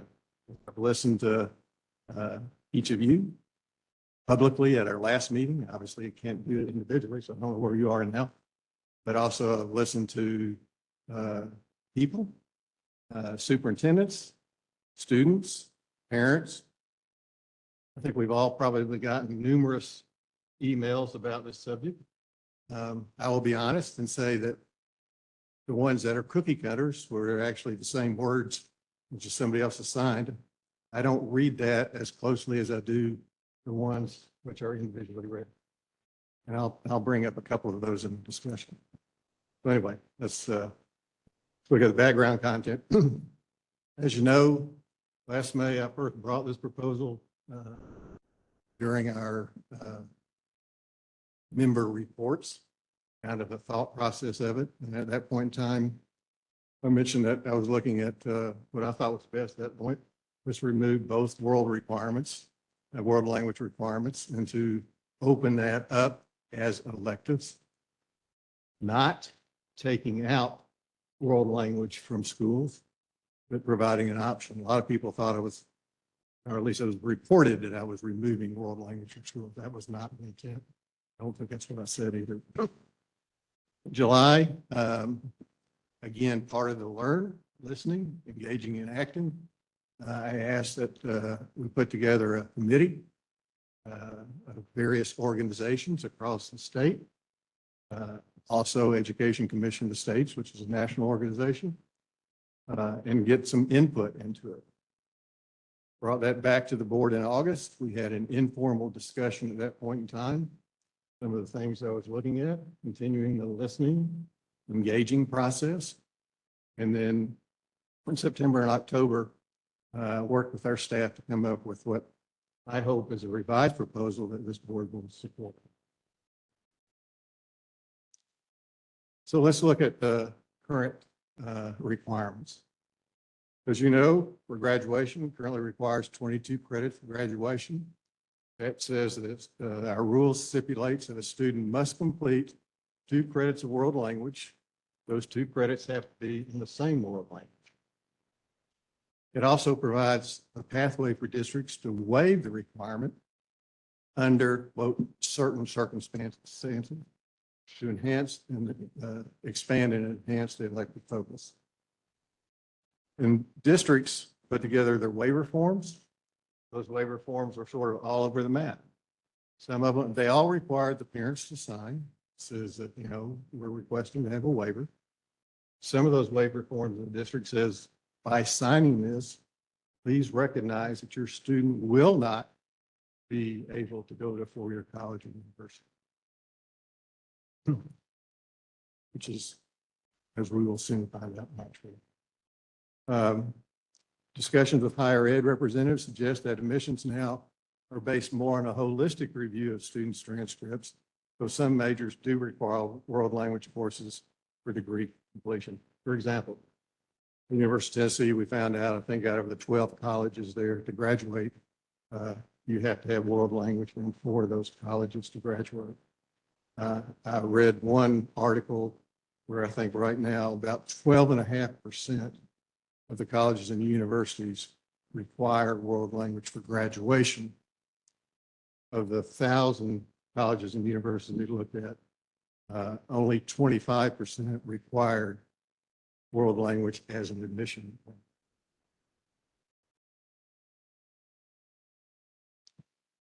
So again, if we look at it, here is what we have in rule, 22 credits required to graduate. You can see English, math, science, and then 2 credits in world language are required.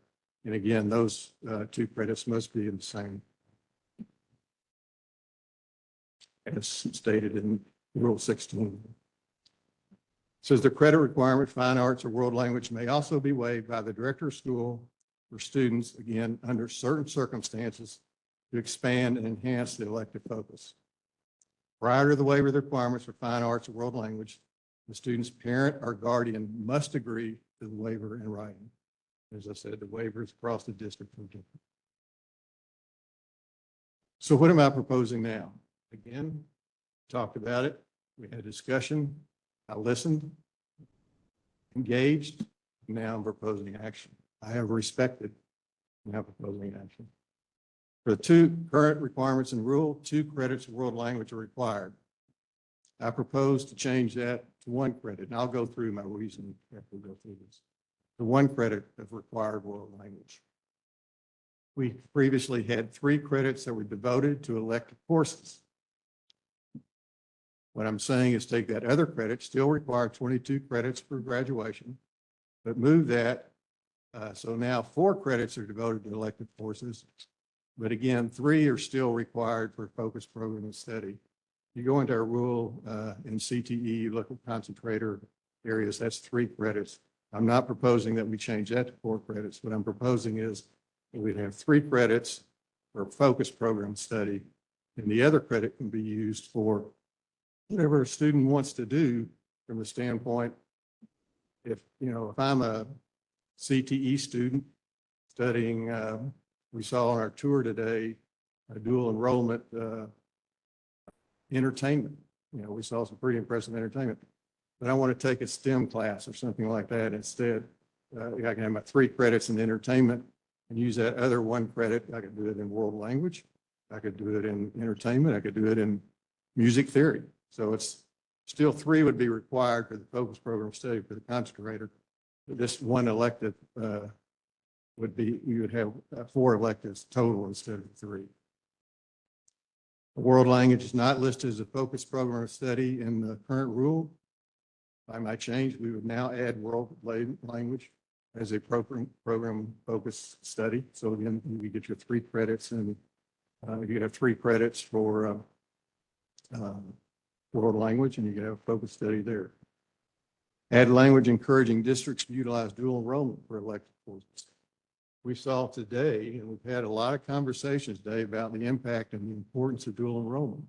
So put in language in there that encourages districts to use dual enrollment courses.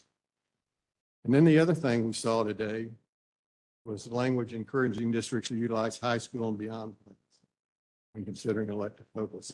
When we went to York Ag Institute, as I mentioned before, every student goes through every year a very focused high school and beyond plan, working with their counselor. We heard today that the department was looking at this plan that would do exactly the same thing across the state. That is so critical that, for a student as they look and work together about what is their career path, what are they looking for, what do they need to get into college or university of their choice, to follow the career path that they're looking for. So this really puts a focus on high school and beyond plan. And then the comment on students may waive world language requirements under certain circumstances really didn't mean anything. It only caused confusion, and it caused issues across the district. So I'm proposing that we take that out. Just continue to allow students to waive the 1 required world language credit, remove the under certain circumstances, and then provide a standardized waiver language either through policy or guidance. So now let's talk about this. What's the reason why I'm making this proposal? Again, our mission is to prepare our students for post-secondary success. One size does not fit all. As we heard today from Knox County, they want to prepare students, each individual student. They want to give each individual student an opportunity for their best career path to prepare them for post-secondary success. We don't know what each individual student wants. Why do we think that we can put together a program for overall? There's a million students in Tennessee. Why shouldn't each one of those million students have the pathway, be able to decide the pathway that is best for each one of them? We talk about choice. This is really about choice. It's not about eliminating foreign language in the schools. Again, our mission is to focus on each student. One of the letters I got last night, I don't know if the rest of the board members got it, probably did, talks about this parent was very pleased. They wanted to keep the 2 credit requirement for foreign language. Their daughter was in her 3rd year of French.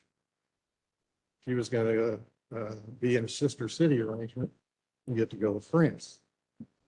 Other daughter had been taking 4 years of Spanish and was going to take a trip to Spain. That is awesome. That's outstanding. And that's right for that student. But she also said, and I also know that colleges expect students to have taken at least 2 years of language from high school. That's not true.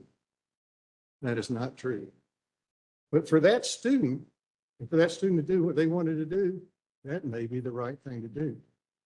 But is that the right thing to do for each individual student? I say no. In fact, going back, looking at the colleges and universities, Education Commission of the States, we got the report from, we have some report, said of the 50 states, 24 of them no longer have, they don't have a hard world language requirement for graduation.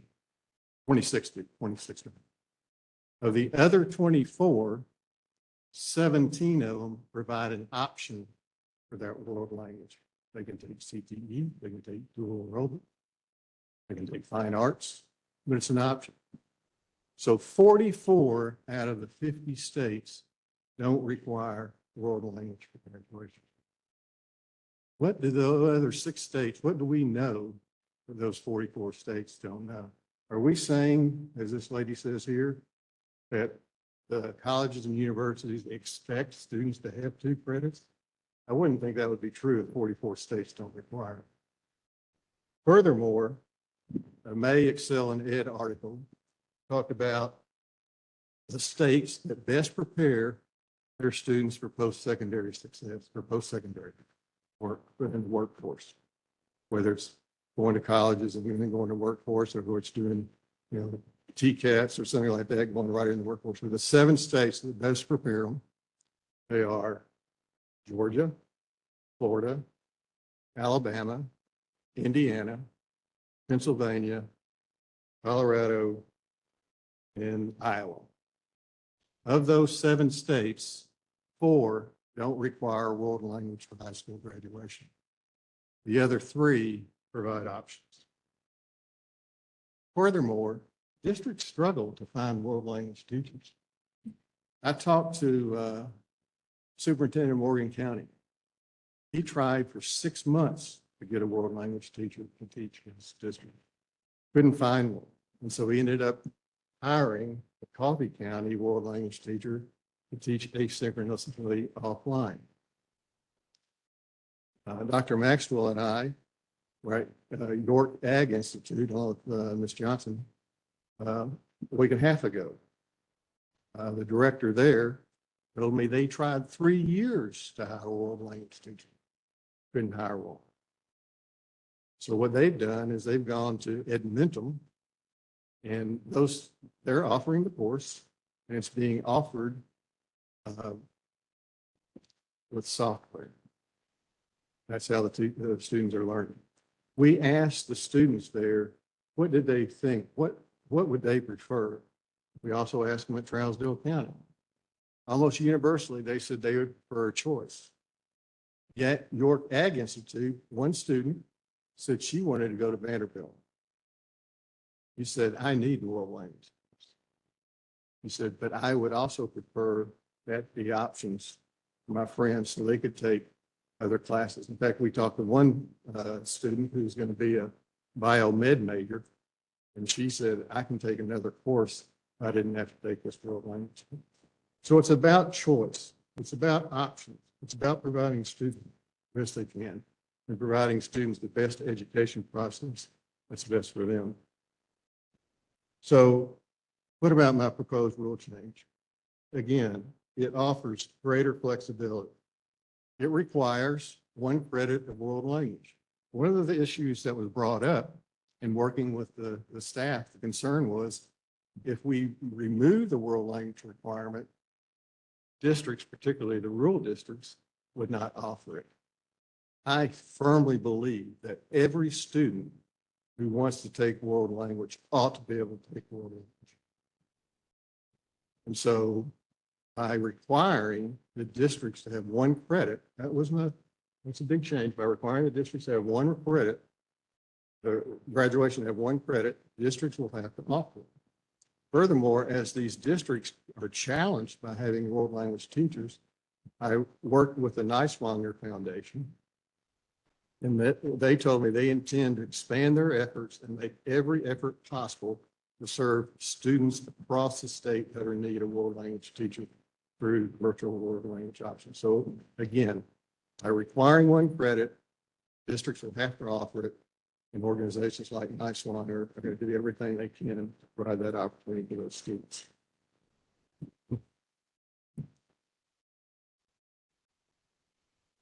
talk about world language providing critical thinking skills. Absolutely, it provides critical thinking skills. Again, I'm not saying that it doesn't, but there's so many other things that provide critical thinking skills. Today, we heard a lot about AI, heard about questioning to the void, writing the questions. When you ask, literally ask a generative AI, you want to solve a question, you have to decide what you want to ask them precisely. So you don't just ask one question, you ask 10 questions. It takes critical thinking to do that. And then to assess the information that they give you, whether the generative AI information is right or wrong, that takes a lot of critical thinking to do there. When I asked the previous head of the Defense Language Institute, when we were talking about world language, I said, what do you think about students having required to take world language? This was before I even thought about AI. And he came up to me, he says, Bob, just don't require that. He said, we require prompt engineering. They need to know how to ask the right questions to get the information to solve the questions. He said, that's true critical thinking skills.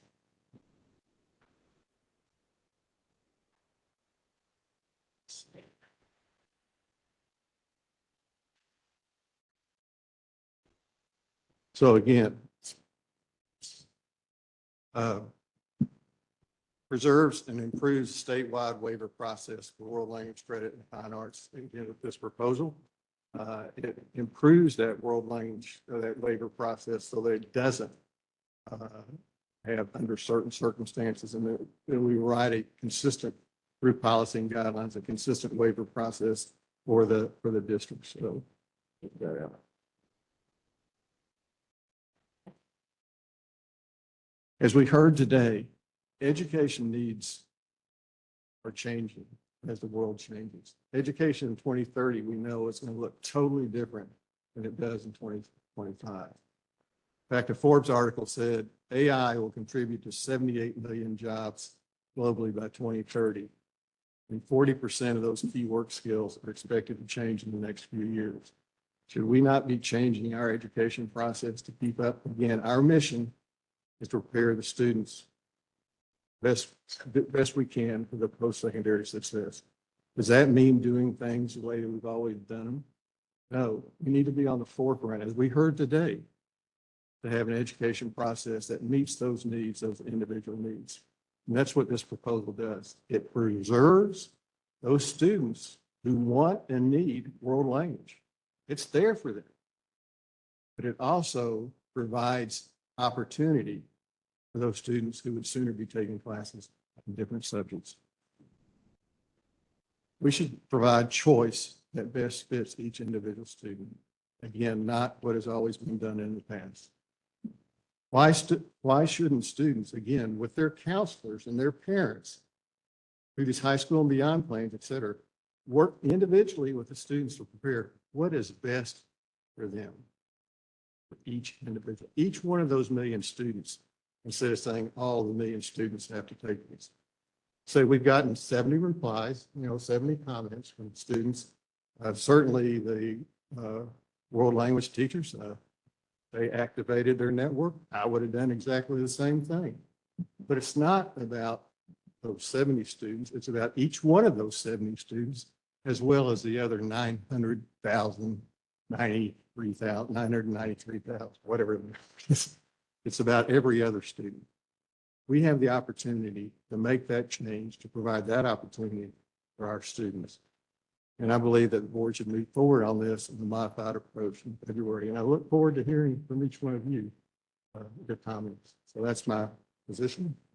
You want to take any questions or comments?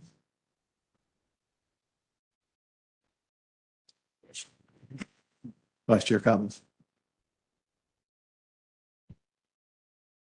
Just curious in terms of the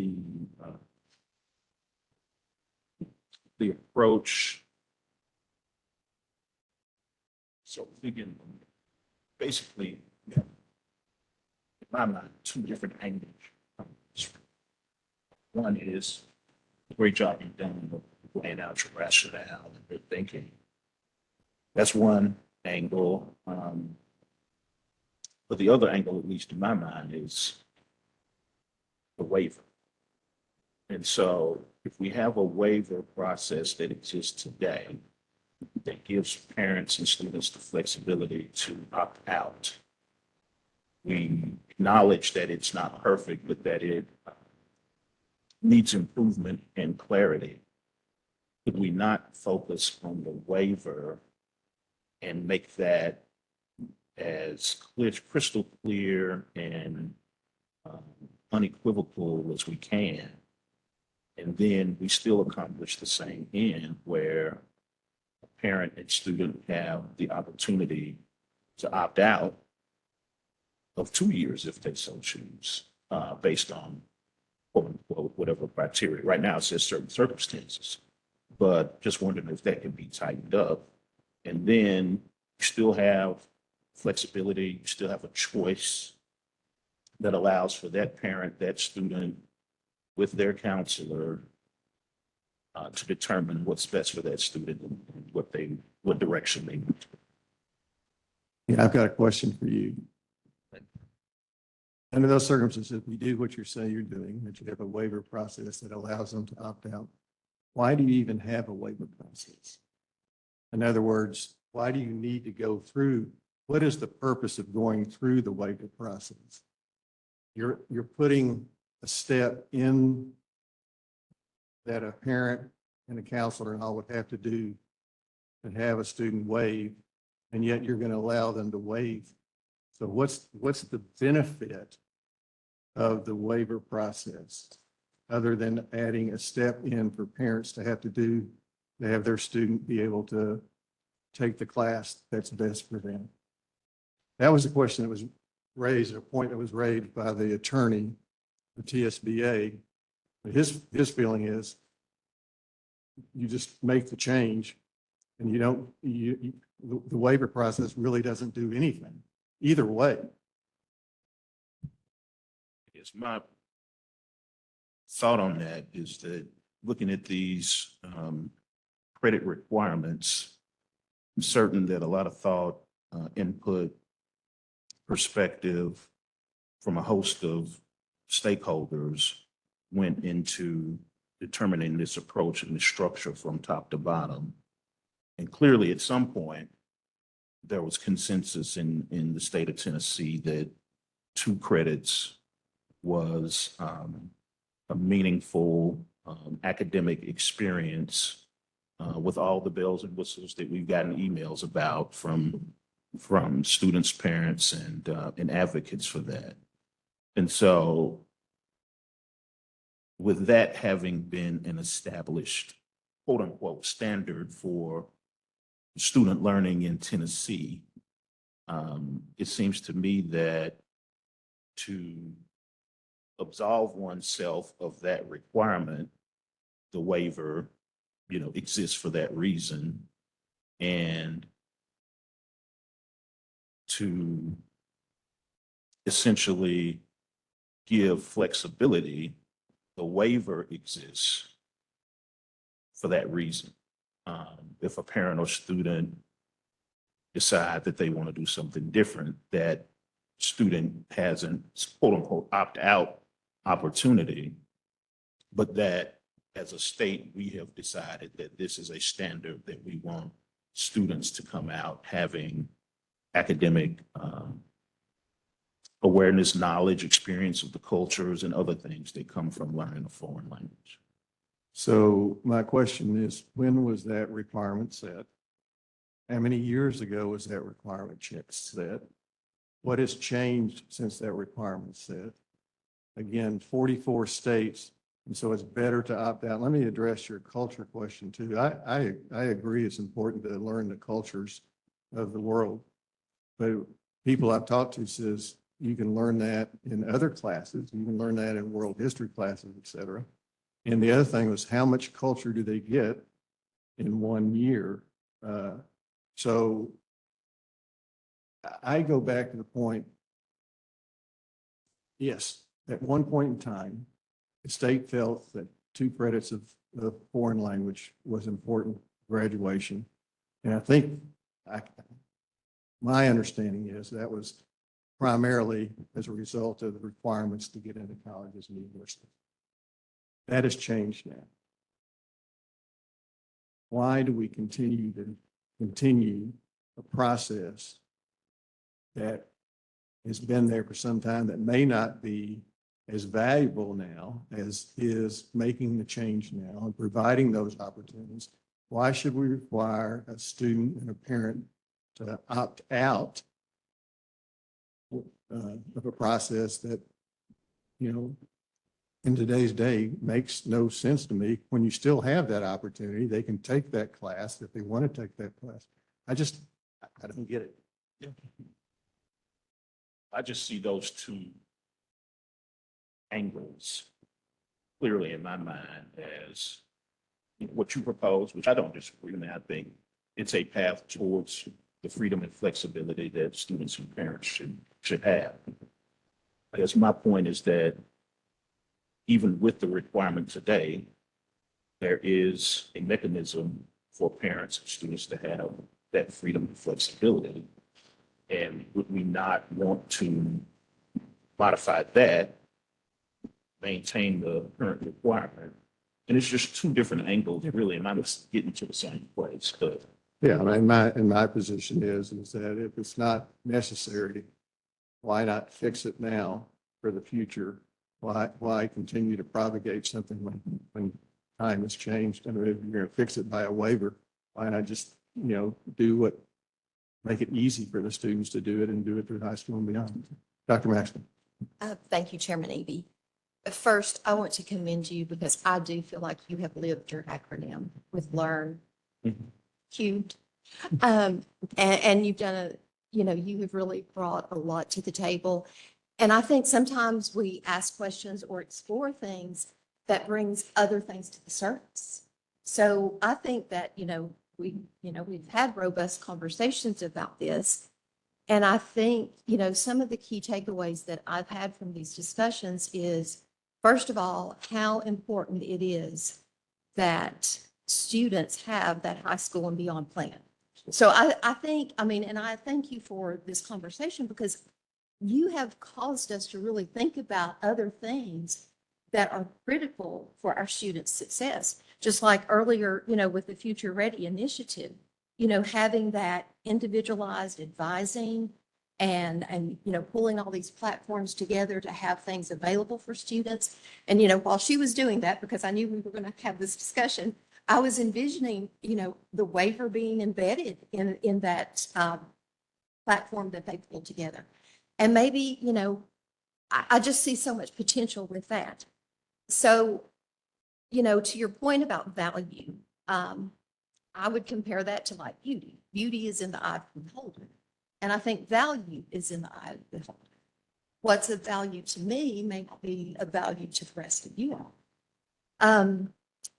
And so just if you'll indulge me, there's a family that I know personally and no relation, 2 students. One, the daughter knew she was going to college, took 2 years of foreign language, but she also graduated with 2 pathways. 2 certificates, because she had time to do that even within taking the 2 years of foreign language. On the other hand, the other child, the parent and the child knew college was not it just wasn't what that student wanted to do. She met with the counselors, signed the waiver, like at the beginning of 9th grade for foreign language, and he continued with, his pathways. Another thing that I think we need to think about, just because we're, if we move to make it where there's another elected, that doesn't necessarily, I go back to what Dr. Roswick said earlier, you eventually go back to the money. That doesn't necessarily mean that we're going to have the staffing to fund that additional pathway, even though it would be awesome if we could.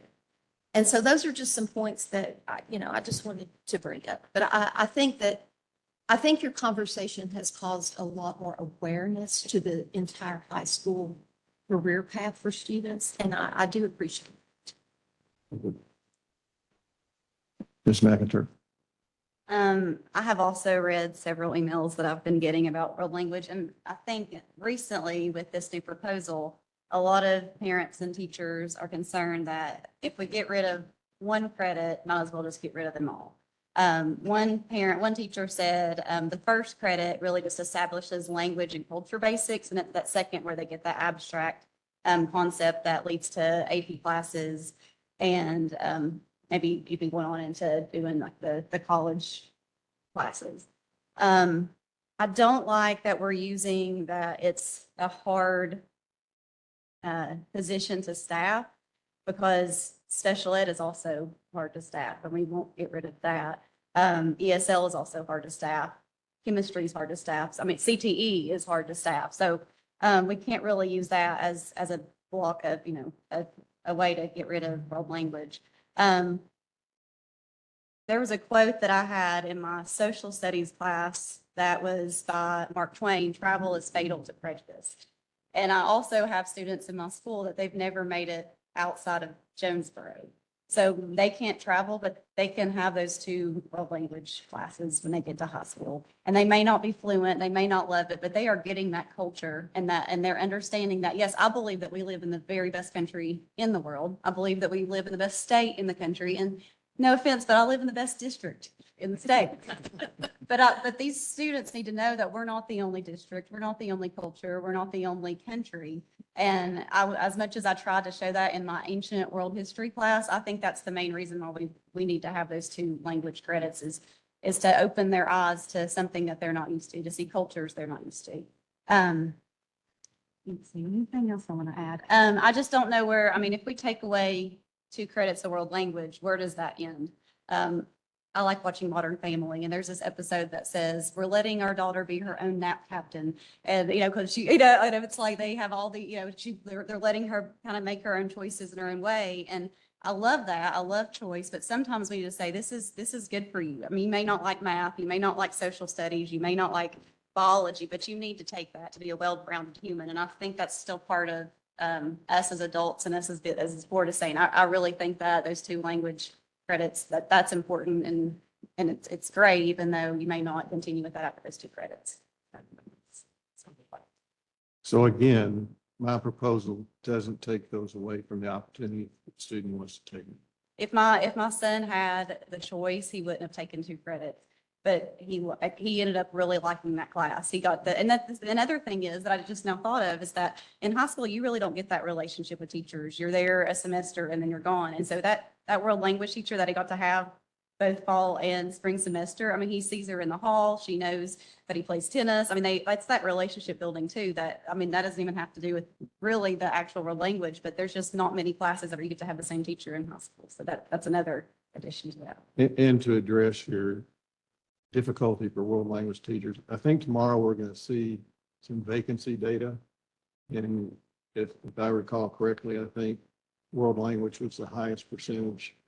It is. There's not many they're real close though. Yeah.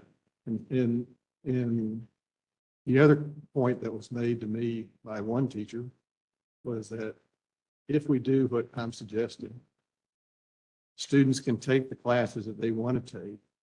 They're not required to be in the world language class that they didn't want to take. And so the teachers that would have the world language students in there would be students who want to take the class, and you can build better relationships. That's just one teacher. And I do appreciate all your hard work. I appreciate your passion. Mr. Holden. Thank you, Mr. Chairman. I wish I could quote Mark Twain and Modern Family in the same set of remarks, but I can't promise I can do that. I'll agree with Dr. Maxwell that, Mr. Chairman, your professionalism and deliberative process in going through this, I think, is really a model for all of us in trying to find ways that we can not just sit back, but go out and improve the education system in the state. So I'm grateful to be a part of this board for that reason, among others. So I've got some questions, and just to understand the proposal and what the implications would be. And one of them is if we have an understanding of what the electives are that most students are taking, because if we're going to, because there's a value choice, right? If we have the list of the required courses and the number of credits for each, and if we're going to say that we're going to take down one credit of one of them so that we can provide more elective opportunities, then we're saying that we think that the students are going to choose electives that have equal or more value, not just to what they think in the moment. Like I would rather take, 4 credits of art or whatever it may be. But we think they're going to be a good investment in their education and path towards being productive citizens and having a career. So do we have any information about kind of what the breakdown is of those electives? Yeah. Again, my concept is that would be an equal rigor, a 3-hour class, not a 1-hour class, but it would be a 3-hour class that would provide opportunities for the students, working closely again with their counselors and what their career path are and what their other interests are. So that if a student is in one career concentrator path, but they want to be able to take, like say, another class, like a music theory class or a robotics class or something like that. So that would be working with the counselors to do that. This provides that option. So I think between, now and if we were to vote on something and it would pass, we could develop better words associated with the types of elective credits that would be appropriate. Wouldn't want to get inputs from that. So my concept is, again, it's something of the equivalent rigor. Obviously, it could be a world language class. It could be, several different classes.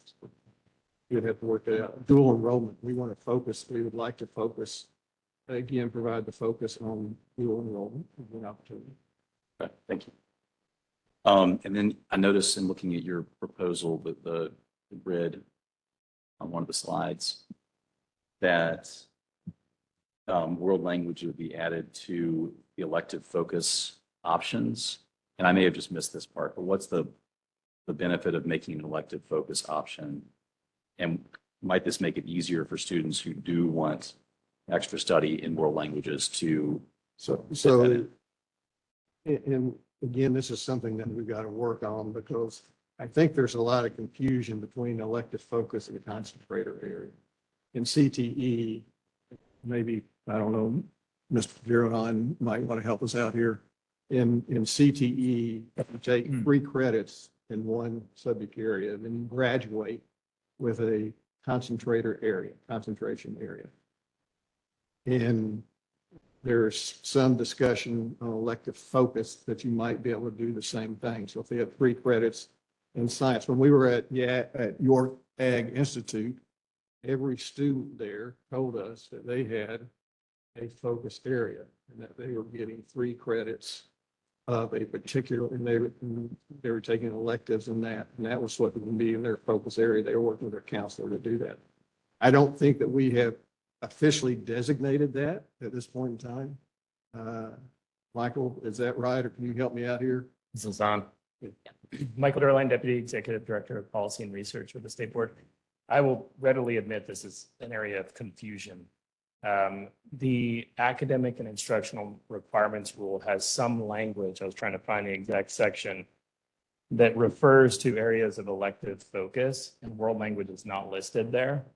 In addition, the high school policy has a section that builds it out a little bit more and speaks to what Chairman Eby is saying around an area of focus, a program of focus is determined by having 3 courses in that area. What we don't have that I've seen is a list that says these are the elective courses. And we also have the approved high school courses policy that lists, topical areas and all the approved courses in those areas. My understanding is you could probably create your own elective focus area from various parts of the courses that are listed in that policy.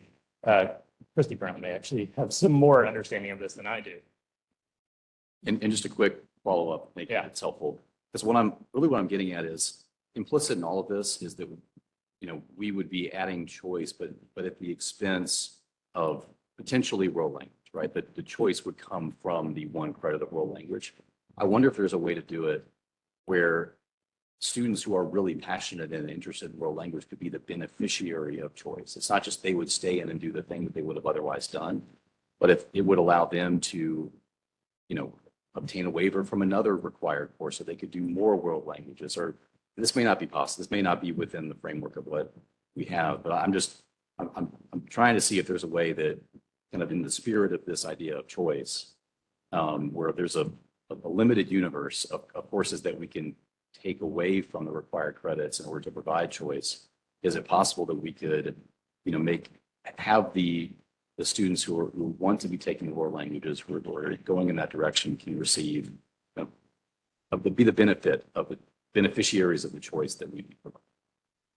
That makes sense. I don't know if that fits within this at all. Well, you know, of course, they can take that credit for a second world language course, and then they have elective credits that they can take too. So they could have an elective focus in world language. I'm correct. Not to overcomplicate this, but there could be a third option. Graduation substitutions policy we could get rid of the waiver entirely and have a list of courses that students could substitute for world language. There's some pros and cons of that, you know, we would want to discuss. But to your point, if we were more clear about the elective focus areas and what makes up a focused program of study for a student who's pursuing a focus in area A, B, or C, world language could be one of those. We could have, you know, world language focused program of study that is easily well spelled out. What would the benefit of having it be a focused program of study? From our lens, from having a policy that spells it out, it would just provide sort of a quick and easy guide or framework for students who may just want to understand what are the courses they would take to be able to focus in that area. It's kind of obvious for world language, right? You would take The next level. the next level of the course. Sure. It's very different than, say, a CTE area that has many different courses. I wasn't sure if it being a focused program of study gave you more flexibility vis-a-vis other. It doesn't courses. mechanically do anything. It would just be something that you would put on your college application, right? Ms. Turner. Yes, and the elective focus is, I believe, defined as 3 courses in an area. And maybe we could define that a little bit better. And when you're talking just about CTE programs of study, in 2018, Perkins was reauthorized. It's a 2 for a concentrator status and 3 for a completer status, which would also fit the framework for the 3 elective focus courses.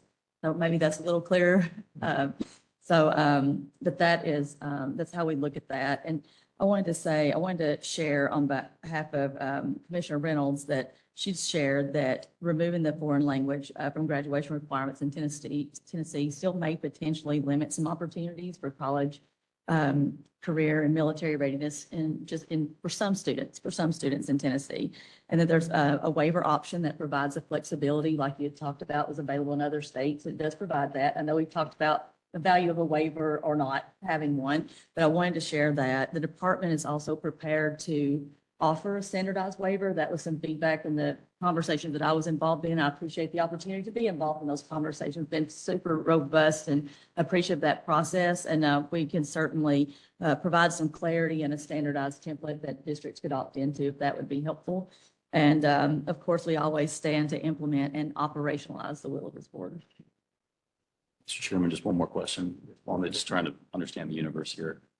So I saw that the 2 courses that currently students can receive a waiver from are world language and fine arts. Mm-hmm. Is the reason why that doesn't include PE, lifetime wellness, and personal finance? Is that by statute that those are courses that have a fewer number of credits than the tested courses, but are non-weighted? I'm pretty sure you're required to have 1 credit. So too, but I'm looking at my Tom Cronin expert over here. I'm not personal finance. What about PE? Tom Cronin. Tom Cronin. Tom Cronin. Is that required? I think it does. I can check. Yeah, I'm pretty sure. I'm just thinking about the universe within which we Yeah. can provide flexibility and what other levers could exist. Ms. And Mack? a lot of districts are allowing students to take wellness and personal finance in the summer. So that also is a way to free up some credits. Instead of taking away, you're just taking those classes in the summertime. Can I ask a question? Yes, Ms. Brown. Thank you. So I want to clarify that there would still need to be the waiver process in place with your proposal that for fine arts, and then the third CTE credit if it's going to impede a student from graduating on time. That's the two other instances in that board rule that's included. So those two would still require the waiver process. It's just for the foreign language piece. Is that Well, you still have the option for the waiver for foreign language, for the one credit. foreign language as well? Yeah, Thank you. You still have the waiver process, but the other one credit would be, fully elective credit that they could take, again, if they had a completer area and a CTE, 3 credits for that, then they could take, they would have another credit that could take some other class, besides requiring them to take the water. Yeah, Mr. Cobbins? I just want to say thank you, Mr. Chairman. You, through this process, have really prompted us all to really think more broadly about how we prepare students across Tennessee for post-secondary success. And I'm committed over the next couple of months to going back and having some more conversations that help sharpen my perspective on this. But you've given us a lot to think about and a lot to reflect on. And I think it's a testament to your leadership and dedication to making sure that we're not accepting the status quo and that we're doing our job as board members. So I want to say thank you and look forward to the ongoing discussion. Thank you, Vice Chair Cobbins. Dr. Morrison?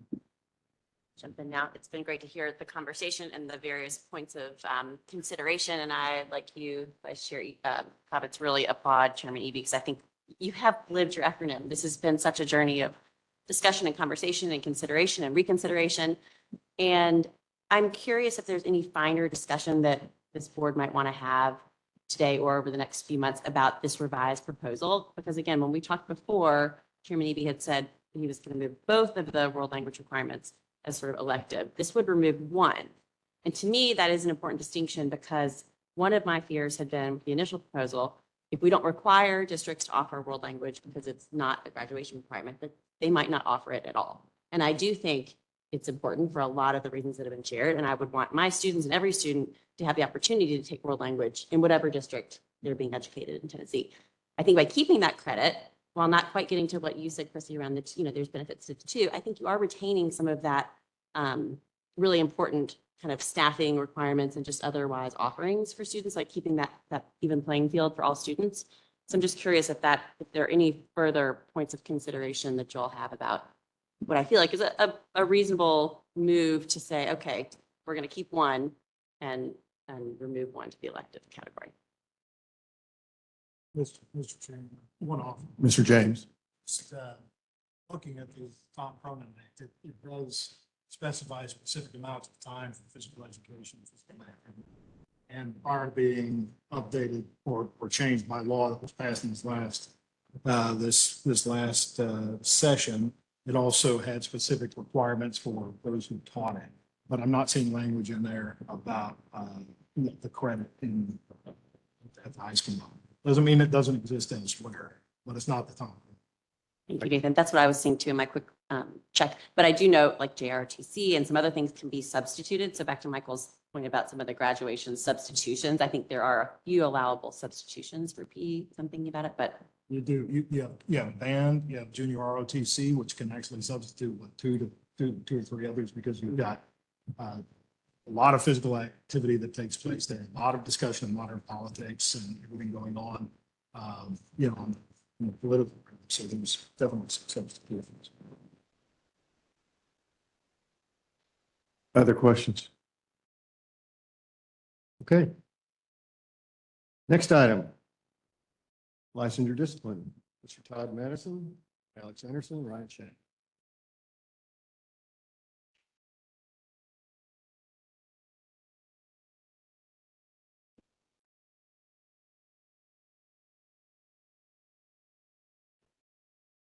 Good afternoon. Todd Madison, Senior Associate Counsel for the Board, joined by Alex Anderson and Brian Shanahan, Associate Counsels. We'll be presenting the staff's recommendation for license discipline in tomorrow's meeting. Today, we'd like to address any questions you may have and note any items for further discussion.